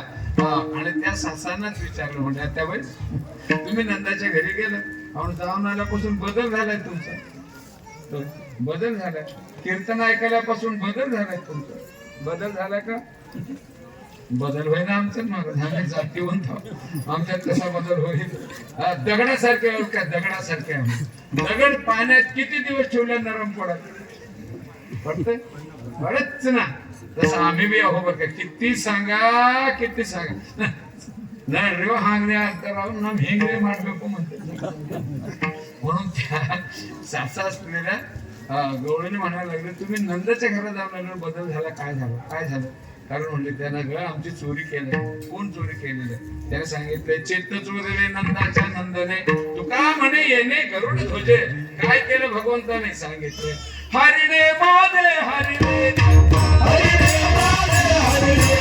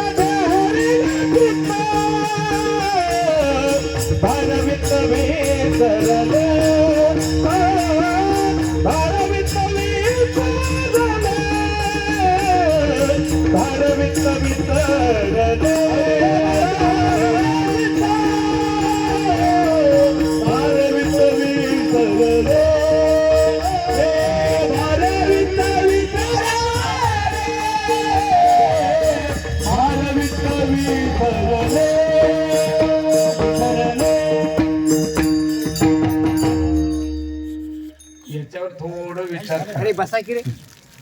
विसरल्या का आठवण येते आपल्या? होय? खायला वगैरे होय? ऐकणाऱ्याला म्हणालो विसरल्या का आठवण येत काय? 3:30 झाले तर महाराजाने काय विठ्ठल विठ्ठल म्हणणार कसं होय? आणि आठवणीत आहोत आपल्याला आठवण आहे. पुढचे काम सगळे आपल्या आठवणीत आहेत का? आपलं चित्त आणि भगवंताने चोरलेलं नाही, आणि त्यानं चोरल्यानंतर हे काही आठवण राहत नाही बाबा. तशा त्या गवळणी झालेल्या आहेत. म्हणून आपण बी आठवण विसरलो. येच कोणती? विठ्ठल विठ्ठल म्हणायचं विसरलोय. 3:30 झाले तर हो, म्हणून एकदा विठ्ठल विठ्ठल म्हणा. आता पुन्हा 3:30 पुढे तेवढ्याच वेळापर्यंत जाऊ आपण. म्हणून सगळ्यांनी एकदा विठ्ठल विठ्ठल म्हणा. विठ्ठल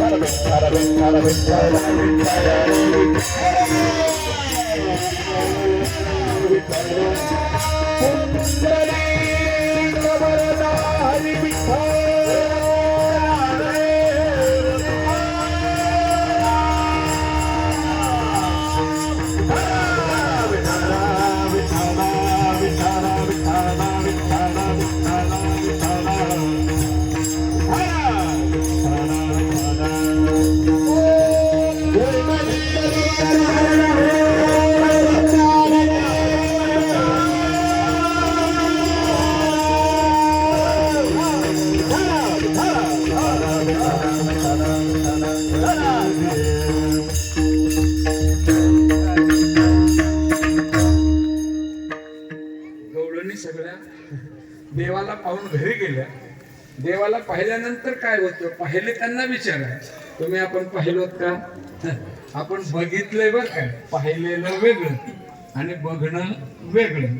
अर्जुन पहिलं बघत होता, ज्या वेळेला भगवंताने त्याच्या डोक्यावरती हात ठेवलं त्यावेळेला पाहायला सुरुवात केलं. म्हणून पाहणं आणि बघणं याच्यात अंतर आहे.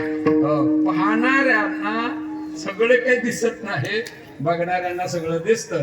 म्हणून गवळणे पाहता पाहणे दुरी सारुणिया, पाहिला पाहिला कोण पाहिला? नंदाचा नंदनू पाहिला. पण कुठं पाहिला? व्यापकत्व स्वरूप भगवंताचं ज्यांना पाहायला मिळालं त्या गवळणी स्तब्धाने स्थिर शांत झालेले आहेत. आणि त्यांना बघितल्यावरती सोना म्हणते तुम्हाला हे सगळं वैभव प्राप्त झालेलं आहे. कशामुळे झालं? त्याने म्हणले नंदाच्या घरी गेलो म्हणून झालं. मग आम्ही जावं का? सासा म्हणले बघा आमचं काही बंधन नाही, तुमच्या माग जर काही व्याप नसेल तर जा. मग सुना विचार करू लागले आपल्या मागे काय व्याप आहे, आपल्या मागे काय काम आहे. आता लहानाची मोठी करावं यांचं सगळं बघा. तुम्ही बघा चला कीर्तना ते करावं लागतं, हे करावं लागतं. सासा म्हणणार नाहीत पण सुना म्हणतील. बरं काय म्हणजे सुना हे खटपट करणारे म्हणजे कर्म करणारे कर्मकांडी आहेत. कर्म संपत नाही आणि कर्मात कधी समाधान नाही. कर्म किती जरी केलं तरी देव मिळत नाही का? कर्म केलेलं ब्रह्मार्पण करण्याची वृत्ती आपल्यात नसते. म्हणून कर्म हे बाधक ठरणार आहे. म्हणून कर्म करावंच लागते सुनांना. म्हणजे त्यांना जाणं होत नव्हतं तर पण जाऊन आले, त्यांना विचारायला काही हरकत नाही. म्हणून गेलतात ना त्यांच्या गेलो. सांगा काय करू लागला? सांगायला लागलं रांगो लागला अंगणे,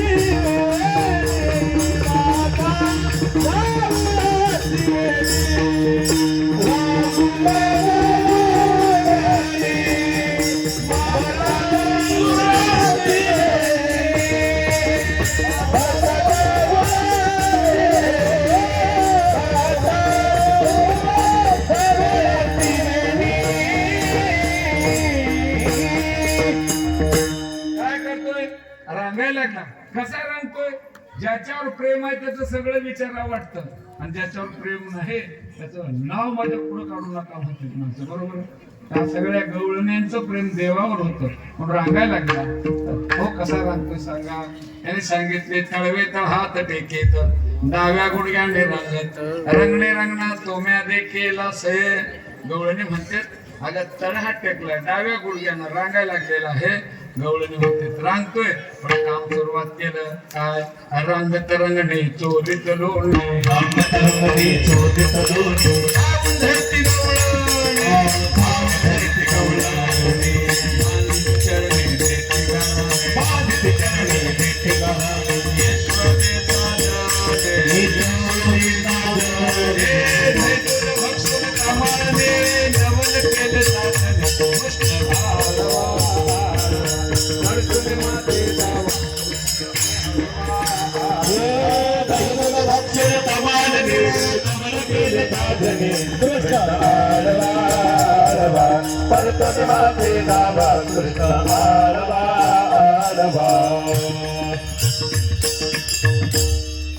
रंगत रंगणे चोरीत लोणे धावून धरती गवळणी बांधिती चरणी देती गाराणे यशोदे साधने यशोदे. तुझं बाळ रांगायला लागले, तुला कौतुक वाटतं, पण यानं रांगता रांगता काम सुरुवात केले. का? चोरी तर लोणी, यानं लोणी चोरायला सुरुवात केली. यशोदा म्हणजे चोरी करायला लागले. अगं त्याला वय बी लागते चोरी करायला. चोरी करण्यासारखं वयच माझ्या लेकराचं नाही. कसं चोरी याच्याने करता येतं का? सांग म्हणजे किती आहे? 5 वर्षाचे माझे बाळ अंगणीचं माझ्या खेळे, तुम्ही लटकीची घेता आळगे गोकुळच्या नारे. होय, 5 वर्षाचा आहे का माझं लेकरून अंगणात खेळते, त्याच्यावरती तुम्ही आळ घेताय, लोणी चोरायला लागलेले. ते माझं पोरग, माझ्या घरात माझं पोरग चोरी केलेलं मला कळणार आणि तुम्हाला कसं काय कळतं?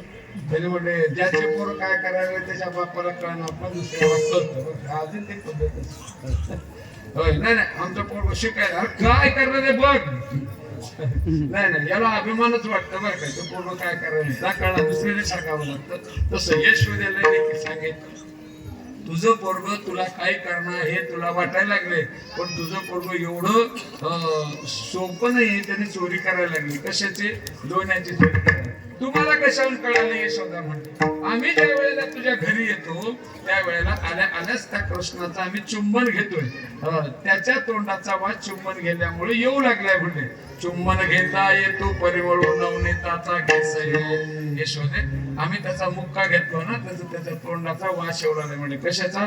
गुटख्याचा वास येऊ लागला. वास कशाचा येतोय? वास यायला लागलाय म्हणजे लोणी चोरायला लागलेला. याच्यासाठी म्हणून म्हणतो यशोदा म्हणजे बघावं तरी ठेवलेलं लोणी कमी कमी व्हायला लागलेलं दिसलं, आपलं पोरग चोरी करायला लागलेलं, म्हणून यशोदा लोणी लपून ठेवले. भगवान म्हणतात लोणी लपून ठेवले. त्याची चवी लागली, आई आपल्याला असलेले लोणी देत नाही तर काय करावं? आई लोणी देईल असं आपण काहीतरी केलं पाहिजे.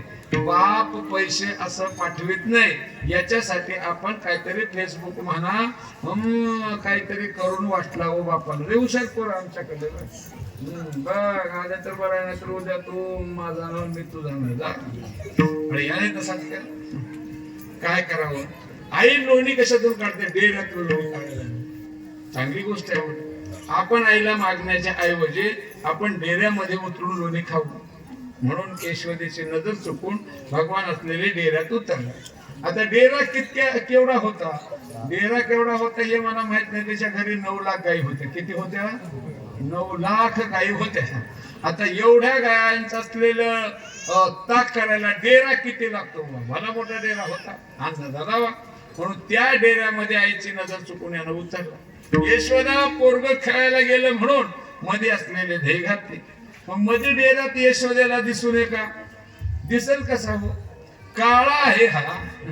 अंधारात बसल्यावरती काळा माणूस दिसना बघा. आता या अंधारामध्ये काळा माणूस बसला, हे यांनी देव ना बंदीचा म्हणते. अरे येतच हा रे. अरे काळा अंधारात बसलेला दिसना हो. म्हणजे हे काळा होता, नुसता काळा नाही, हे जातीवंत काळा आहे. धाईचाची काळा अनादे भाऊ काळा, म्हणून वेदा चाळा लावी लागे माहे. वेदाला चाळा लावणारा तो काळा परमात्मा डेऱ्यामध्ये बसला. यशोदेला दिसला नाही म्हणून मध्ये असलेले दही घातले. दही घालून असलेले मंथन करायला सुरुवात केली.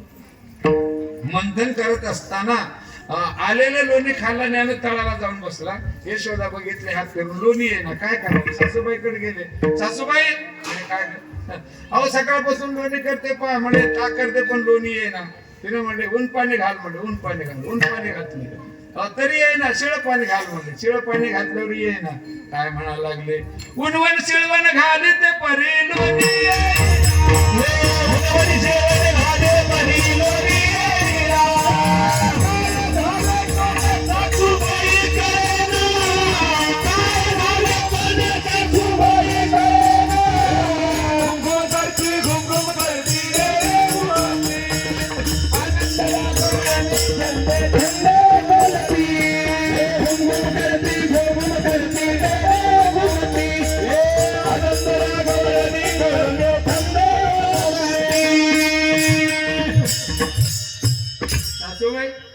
ऊन पाणी घातलं, शिळ पाणी घातलं, लोणी ये ना. तिने म्हणले ऊन शिळ घातल्यावर जर लोणी येत नसेल तर नक्कीच तुझ्या डेऱ्याला कोणतरी जादू केले म्हणजे. आता काय जादू होती? म्हणजे काय झालं यशोदा हात मध्ये घातले, डेऱ्यात लोणी खाल्ले शिरोणे, पाहे तो गवळाने हाती लागे, हाताला लागला बाहेर काढली. यशोदा घाबरली. यशोदा म्हणले पूर्व डेऱ्यात कसं पडलं, आणि रवी डोक्याला लागले तर मेला असतं. बरं झालं देवाने याला जिवंत ठेवलं. कृष्ण सावध झाला, विचारलं कस काय रे, डेऱ्यात कस काय पडला? आई खरं सांगू का, दररोज लोणी याच्यातून काढतेच, मला लोणीची चवी लागली आणि घ्यायला गेलो पाय निष्ठलं पडलो मध्ये म्हणला. असं होय, आता डेऱ्याजवळ जाऊच नको म्हणले, तुला लोणी खायला देते, डेऱ्याजवळ जाऊ नको. आता काम झालं की नाही? सोपं काम झालं. मग यानं लोणी खायला सुरुवात केली. मला सांगा, एकच लोणी खाताना लोणी खाऊन खाऊन कंटाळा येत की नाही? येते.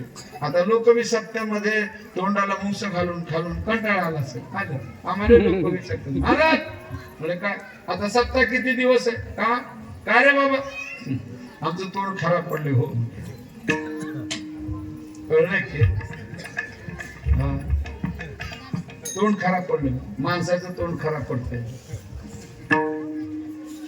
वाटकऱ्याचं नवं बरं, माणसाचं तोंड खराब पडलं म्हणजे आमचं तोंड खराब पडलं. मग का तुझ्या तोंडाचा आणि आमच्या सप्त्याचा काय संबंध आहे? नाही हो, सप्ताह चालू असताना काही करायला ना म्हणून तुम्हाला विचारलं. झालं सप्ताह, उद्या काय माती खायचं ते खातो, मला काय बघून म्हणजे तोंड खराब पडलं म्हणून याने तोंड खराब पडलं म्हणून माती खाल्ला. बघा काय खाल्लं यानं, माती खाल्ला. बळीराम गेला, सगळे जाऊन सांगितलं आई सांग त्या कृष्णाला माती खाल्ला.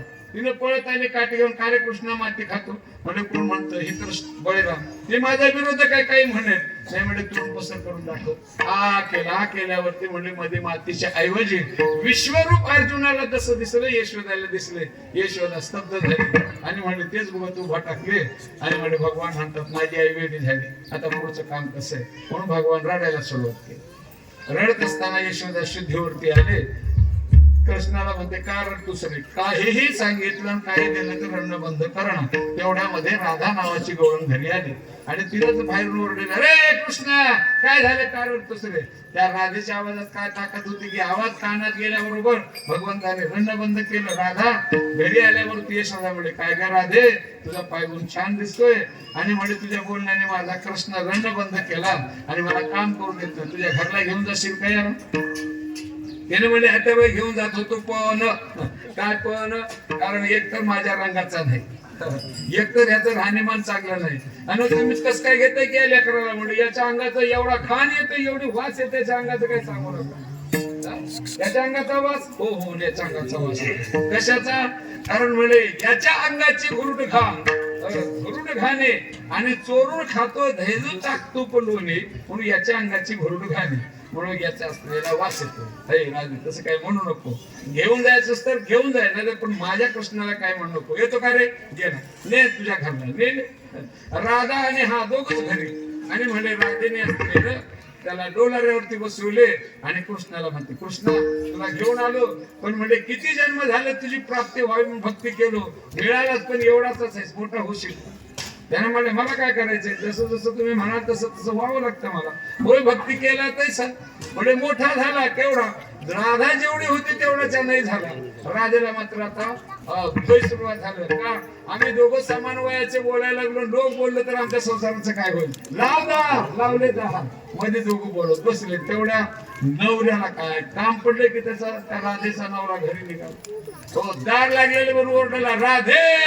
नवऱ्याचा आवाज ऐकायला राधा घाबरली. भगवान म्हणतात काय घाबरले, माझा नवरा आला. एवढी की मग ओळख होय ना कृष्णा, तुझी माझी डेटी निघते म्हणजे गावामध्ये.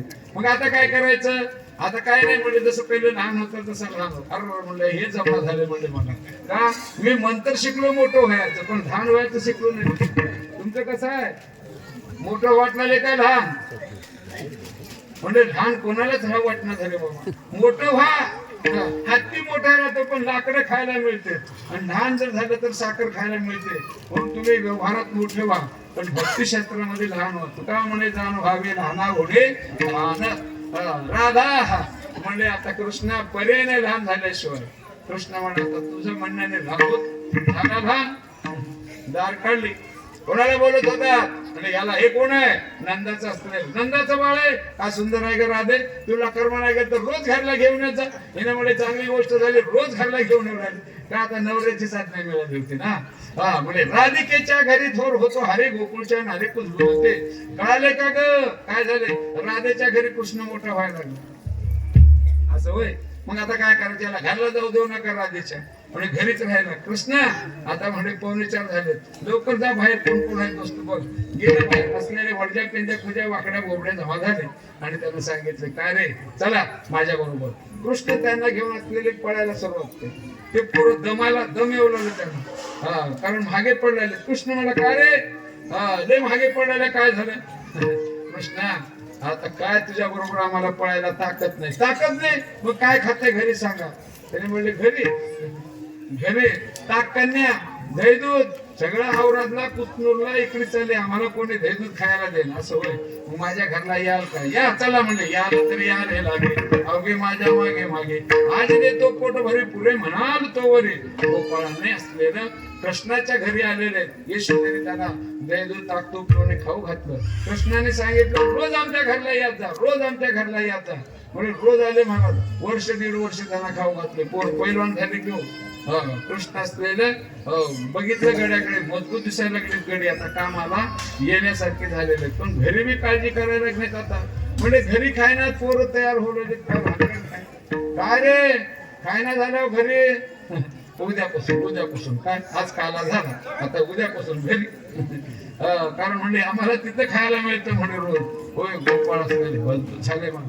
कृष्ण म्हणे, गोपाळ उद्यापासून माझ्या घरला खायला यायचं नाही का? माझी आई शिवाय म्हणजे किती खातोस म्हणून. आम्हाला लालूच लावलं आणि आता नको म्हणतो सोय. मग अरे तुमच्यासारखं मला बी झाले रे. मग काय करू? युक्ती करूत म्हणजे काय करू? आता चोरी करूत म्हणजे. कोणाच्या घरला जाऊ? ज्याच्या घरी दही दिले त्याच्या घरला चोरीला जाऊ. एकांताच्या घरी घर पाहुणे एकांताचे नवविधा नवनीताचे. ज्याच्या घरात नवविधा नावाचे नवनीते त्यांच्या घरला असलेले चोरी करायला गेलेले. गावामध्ये प्रत्येकाच्या घरी चोरी व्हायला लागली. सगळे म्हणतात माझं लोणी गेलं, माझं ताक गेलं, माझं तूप गेलं, माझं दही गेलं. सगळ्यांच्या घरी हेच चाललेलं आहे बरं काय. आता अंदाजाला कोणी चोरी केलेली असेल तरी म्हणले लोण्याचा नाद कृष्णालाच आहे. म्हणते नंदाच्या पोरे आज चोरी केली खरे. म्हणजे त्यांनी चोरी केली. चला सगळे जण जाऊ म्हणले. अवघ्या मिळून हे गवळणे आल्या नंदाच्या अंगणी. यशोदे गारानं सांगायला आल्या. गारानं सांगायला आल्यावरती पहिलं गारानं सांगायला बाई पुढे झाली. कोणती? ज्याला चांगलं बोलायला ते नवं बोबडी. बर का? ती बोबडी होती. तिने असलेले यशोदेला सगळ्याच्या पुढे होऊन तिनं म्हणायला लागले, ऐक यशोदे काय झालेलं सांगते बाबा. तिनं काय झालेलं आहे काय सांगावं यशोदे. कारण या असलेल्या कृष्णाने काय केलेलं आहे. आता ते गवळण आठवण झाली मला. बोबडी काय सांगू तू ते बाई, काय सांगू तुझे बाई, काय सांगू तुझे बाई, काय सांगू तुझे बाई. नात होते यमुना पाण्या वाटेत विठ्ठला बावली. नात होते यमुना पाण्या वाटेत विठ्ठला बावला. तेने माझी केली तवाले मग मी तेथून पळाले. तेने माझी केली तवाले मग मी तेथून पळाले. पलता पलता घसरून पडले तुझी गागल फुटले. पलता पलता घसरून पडले तुझी गागल फुटले. काय सांगू तुझे बाई, काय सांगू तुझे बाई, काय सांगू तुझे बाई, काय सांगू तुझे, काय सांगू तुझे बाई, काय सांगू तुझे बाई, काय सांगू तुझे बाई, काय सांगू तुझे बाई.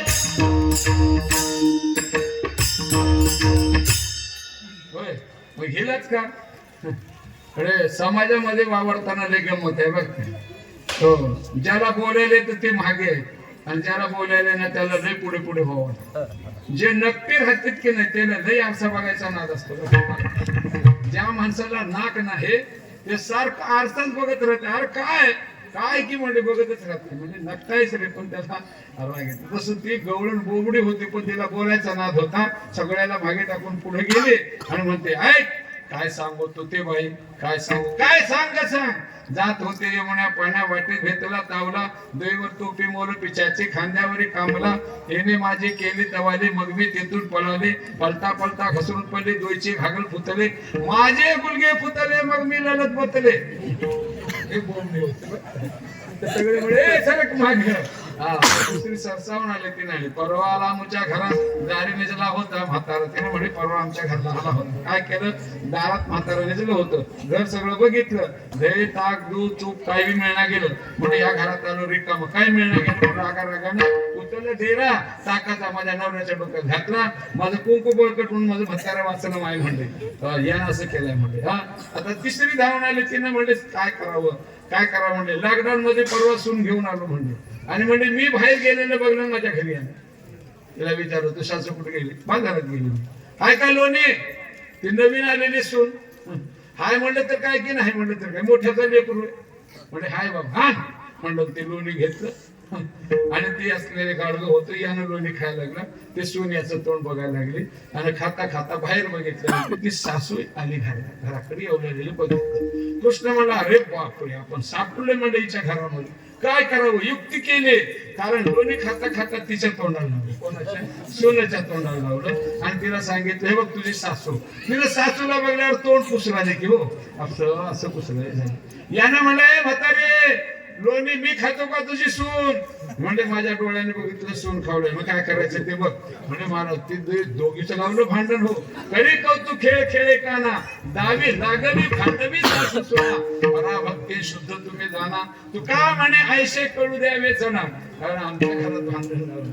एकीनं म्हणले कारण मी याला खायला दिलं नाही, तर याने काय केलं माहितीये का, पतीची दाढीन माझी वेणी दोघांची गाठ घातला. घाट काय सुटना. हे असले सगळी गाराने घेऊन आले. यशोदा म्हणजे पोरग हे सगळी गाराने सांगितल्यावर आता याला गावात ठेवणं कामाचं नाही, आता याला वनात पाठवून द्यावं. वनात जाऊन काय केलंय 15 मिनिटात सांगतो. सगळ्यांनी एकदा आनंदाने भजन करा. विठ्ठल विठ्ठल केलतावा सगळ्याने महाराज अंग चुकारेपणा केला तर आता ते करता जमणार नाही. सगळे टाळे वाजून भजन केला तर कीर्तन सुटेल, नाही गेलं तर रात्रीच. तुम्हाला हे बी कळणार नाही का रात्रीचे कीर्तन एका दिवसाचं आहे, असं होऊन जाईल. याच्यासाठी सगळ्यांना सांगायचंय आता उद्या कोणी तुम्हाला भजन कर म्हणणार नाही. आणि तुम्ही करतो म्हणलं तर कोणी तुम्हाला करू देणार नाही. आजच मोकळी काय सगळ्यांनी असलेले खुल्ला हाताने टाळे वाजवा, भगवंताचं नामस्मरण उखाणे घ्या.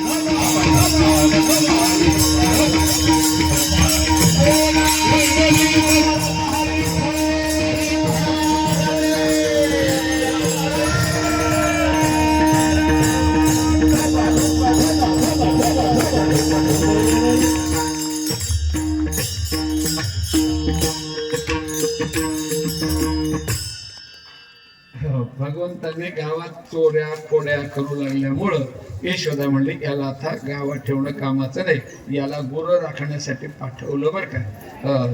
चला गुरं राखण्यासाठी वेश धारण केला. कोणता वेश धारण केला? कारण ज्या ज्या कामाला गेला ते ते वेश त्या ठिकाणी राहिला म्हणजे बरं वाटतं बरं का. आणि तिथला वेश इथला वेश तिच्या म्हणलं तर जमणार नाही. होय, विण करून गायच्या मागे गेल्या लोक काय म्हणतात, विण करून नाही हे जमते, जिथलं तिथं जावं लागतं म्हणून गोपाळ असलेले वेश धारण केले. काळी घोंगडी हाती काठी, काळी घोंगडी हाती काठी, काळी घोंगडी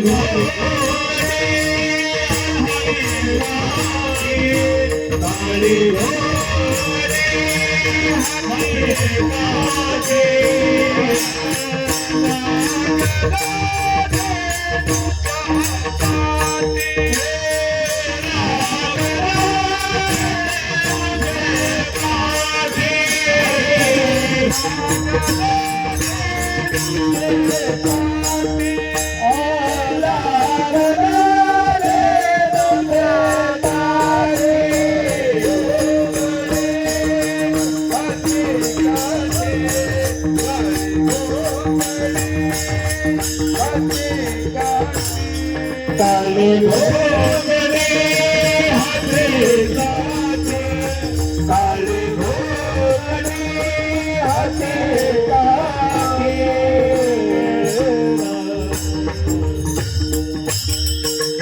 भगवंताने घोंगडी खांद्यावर, हातामध्ये काठी, पाठीवरती भाकरीचं जाळ आणि असा भगवान गायीच्या मागे निघाला.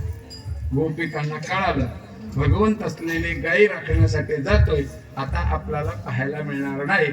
म्हणून गोपिकाने विचार केला आतापर्यंत आपण घरची मर्यादा म्हणून बाहेर निघालो नाही आणि आता मात्र देव आपल्याला पाहायला मिळणार नाही, तर आता आपण म्हणजे असलेलं घरामध्ये काहीतरी खोटं बोलल्याशिवाय देवाची प्राप्ती होणार नाही. मग आता देव मिळत असेल तर खोटं बोलायला काही हरकत नाही. होय, देव मिळावा तर खोटं बोला, नाही का तर बिडीसाठी कुठं गुटक्यासाठी खोटं बोलू नका. वाटतं बीड जास्त आली का रे? नाही, अन्नाच्या देवाच्या मायच्या मला बीडी जास्त आली. एका बिडीला एवढं अन्न खातोस होय रे? खोट बोलायचं नाही बाबा. म्हणून भगवंताला असलेले प्राप्ती करून घेण्यासाठी गवळणी आपापल्या घरी युक्ती केलेली खोटं बोलले. काय केलेले? भरला ओलांडवणे रे करी घट, मेस पाण्याचे गोविंदाचे चट, चाले धडधडा उसंतोनी वाट पाहे पाळतोनी उभा तो चिनीटवो. सगळ्यांनी गोपिकांनी घरी खोटपणा केला. काय? भरलेल्या घागरी रिकाम्या केल्या, सासांना सांगितले पाणी नाही घरात, निघालो. सगळ्यांनी असलेले भगवंताला पाहण्याच्या हेतून आणि म्हणजे वाटेवरती आलेले. कृष्णा, आता तू वनाला गेल्यावर आमचं कसं रे? तुझं विनय कले कृष्णा न गमे चिराती. आता तू वनाला गेल्यावर आमचं कसं आहे? म्हणजे भगवंताने असलेलं त्यांना सांगितलं गावात राहिल्यावरती असं केलं म्हणून वनाकडे चालू. देवा आता तू गेल्यावर बरं नाही. त्याच्यात राधा नावाची गवळण आली आणि म्हणजे भगवंताने तिला धरून उभा केलं होतं. ही यशोदा बघितली, ती सांगितलं. यशोदा म्हणते का रे ते दुसऱ्याची माहितीला का हात लावला रे? परणारीशी कैसा रे चौकशी हृदय सांगतो मातीपासे माझा चिडूला पहिला गेले पाशे हो. यशोदा म्हणे अरे ती दुसऱ्याची श्रुतीला का हात लावला? म्हणजे का मी लावले माझा चेंडू घेतलाय निरे पाशे ठेवलाय. राधेचा चेंडू घेतली का? राधिका म्हणे यशोदे परेसे चेंडू नाही नाही मध पासे पर्या लबाड टीका ऋषिकेशी. तुझं पूर्ण लबाड बोलते, मी चेंडू घेतला नाही. म्हणजे चेंडू निरेपाशी आहे. भगवान सांगतो हिनं नाही म्हणून. आणि म्हणजे भगवान म्हणतात बघ निर्यासडीचा चेंडू पडे धरणीशी. आता मात्र यशोदा सांगायला लागले अगं म्हणजे तुम्ही गोकुळच्या गवळणी कशा आहात ते मला माहिती आहे, कारण तुम्ही आता माझ्या कृष्णाच्या वाटाला येऊ नका. कारण श्रीरंग माझा वेडा याला नाही दुसरा जोडा. तुम्ही याची संगत सोडा गे गोकुळच्या येणारे. तुम्ही गोकुळच्या गवळणी कशा मी सांगू का? तुम्ही खावणी लोण्याचा गोळा आळ घेता या गोपाळा. तुम्ही ठाईच्या ओढाळा गे गोकुळच्या नारे. तुम्ही लोणी खाताय माझ्या कृष्णावरती आळ घेताय. आणि माझा कृष्ण गल्लीला खेळत असताना तुम्ही लपून याची गोटी का लागता याचे पाठी. एवढीच रीत खोटी गे गोकुळच्या नारे. आता माझ्या कृष्णाच्या वाटेला नको जा बाबा. वनाकडे गेले. प्रत्येक गोपाळाने गायी घेऊन वनाकडे गेले. एका गोपाळाकडे 11 गायी होते. 11 गायी घेऊन गोपाळ वनामध्ये गेलेले. गायी सोडल्या चरायला. 10 गायी तर तरी एक गाय डोंगर हो, एक गाय असलेले लोकांच्या वावराने फिरू लागलेले आणि त्या एका गायीमुळे पोरांची फजिती होऊ लागली. गोपाळ म्हणतात कृष्णा किती गायी राखलो तरी म्हणजे रोज मारच खावा लागला रे की म्हणजे आम्हाला. कसं काय रे? कारण म्हणजे एक गाय वाट काढते सगळ्या गाय तिच्या मागे चाललेत म्हणजे. कोणती गाय रे? कारण ती मन नावाची गाय ती मोठी कोणाला आहे म्हणजे. तुमची आमची गाय तेच आहे. सगळे इथं बसले पण फिरलेले कोणाची गाय कोणाला आहे. तुमच्या गाई कुठं कुठं आहे बघा, जास्त नाही पडताळून बघा. मन कुठं आहे? मन कुठं आहे? कोणाचं मन स्वयंपाक झाले की नाही, कोणाचं मन गाडी मिळेल की नाही, कोणाचं मन रात्रीच्या कीर्तनाला पोहोचवतं की नाही. हे जास्त त्याचं चालले वेगळे वेगळे प्रकार. हे भगवंतांनी सांगितलं असं जमणार नाही, असं जमणार नाही. आम्ही खूप प्रयत्न केला त्या मनाच्या मागे जाऊन, पण मन काय आमच्या ताब्यात आहे ना, गाय काय आमच्या ताब्यात आहे ना. आता त्याच्यासाठी पाया पडतोय. कारण म्हणजे एक कर ती मन नावाची गाय तेवढी राख आणि बाकीचे आम्ही सगळ्या बघून घेऊ. म्हणजे भगवंताने ती मन नावाची गाय वळवण्यासाठी युक्ती केली. काय केलं? कमरेला मुरली होती आणि त्या मुरलीचा आवाज ओठावरती ठेवून वाजवायला लागलेला आहे आणि ती गायांच्या कानावरती पोहोचला. गायी सगळ्या कृष्णाकडे धावत आले आणि तोच आवाज असलेले गोपिकांच्या कानावरती गेला आणि गोपिका गोकुळामध्ये असणाऱ्या त्या काय म्हणतात, वृंदावने वेणुनाथ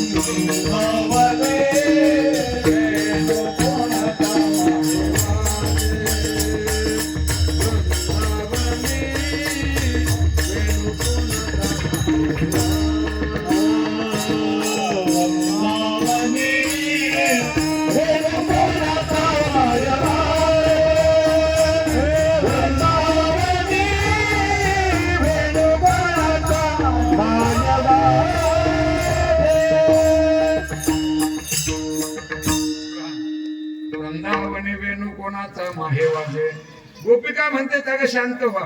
वृंदावनामध्ये वेणू वाजवायला लागले. कोण वेणू वाजवत असेल? कोणाचा आहे वेणू वाजवण्याचा आवाज? एवढा गोड वेणू दुसरं कोणी वाजवत नाही. कारण म्हणजे किती गोड वेणू वाजवणं सांगितलंय बाबा. मृद मधुर मधुर वाजवितो वेणू,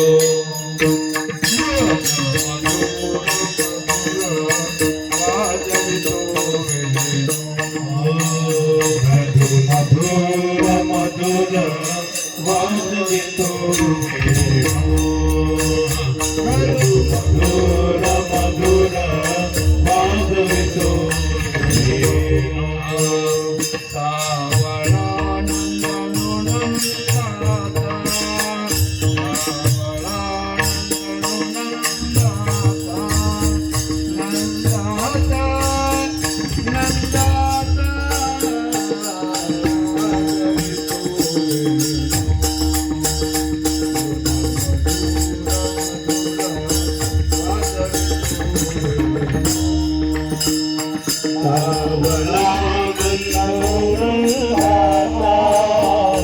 Savala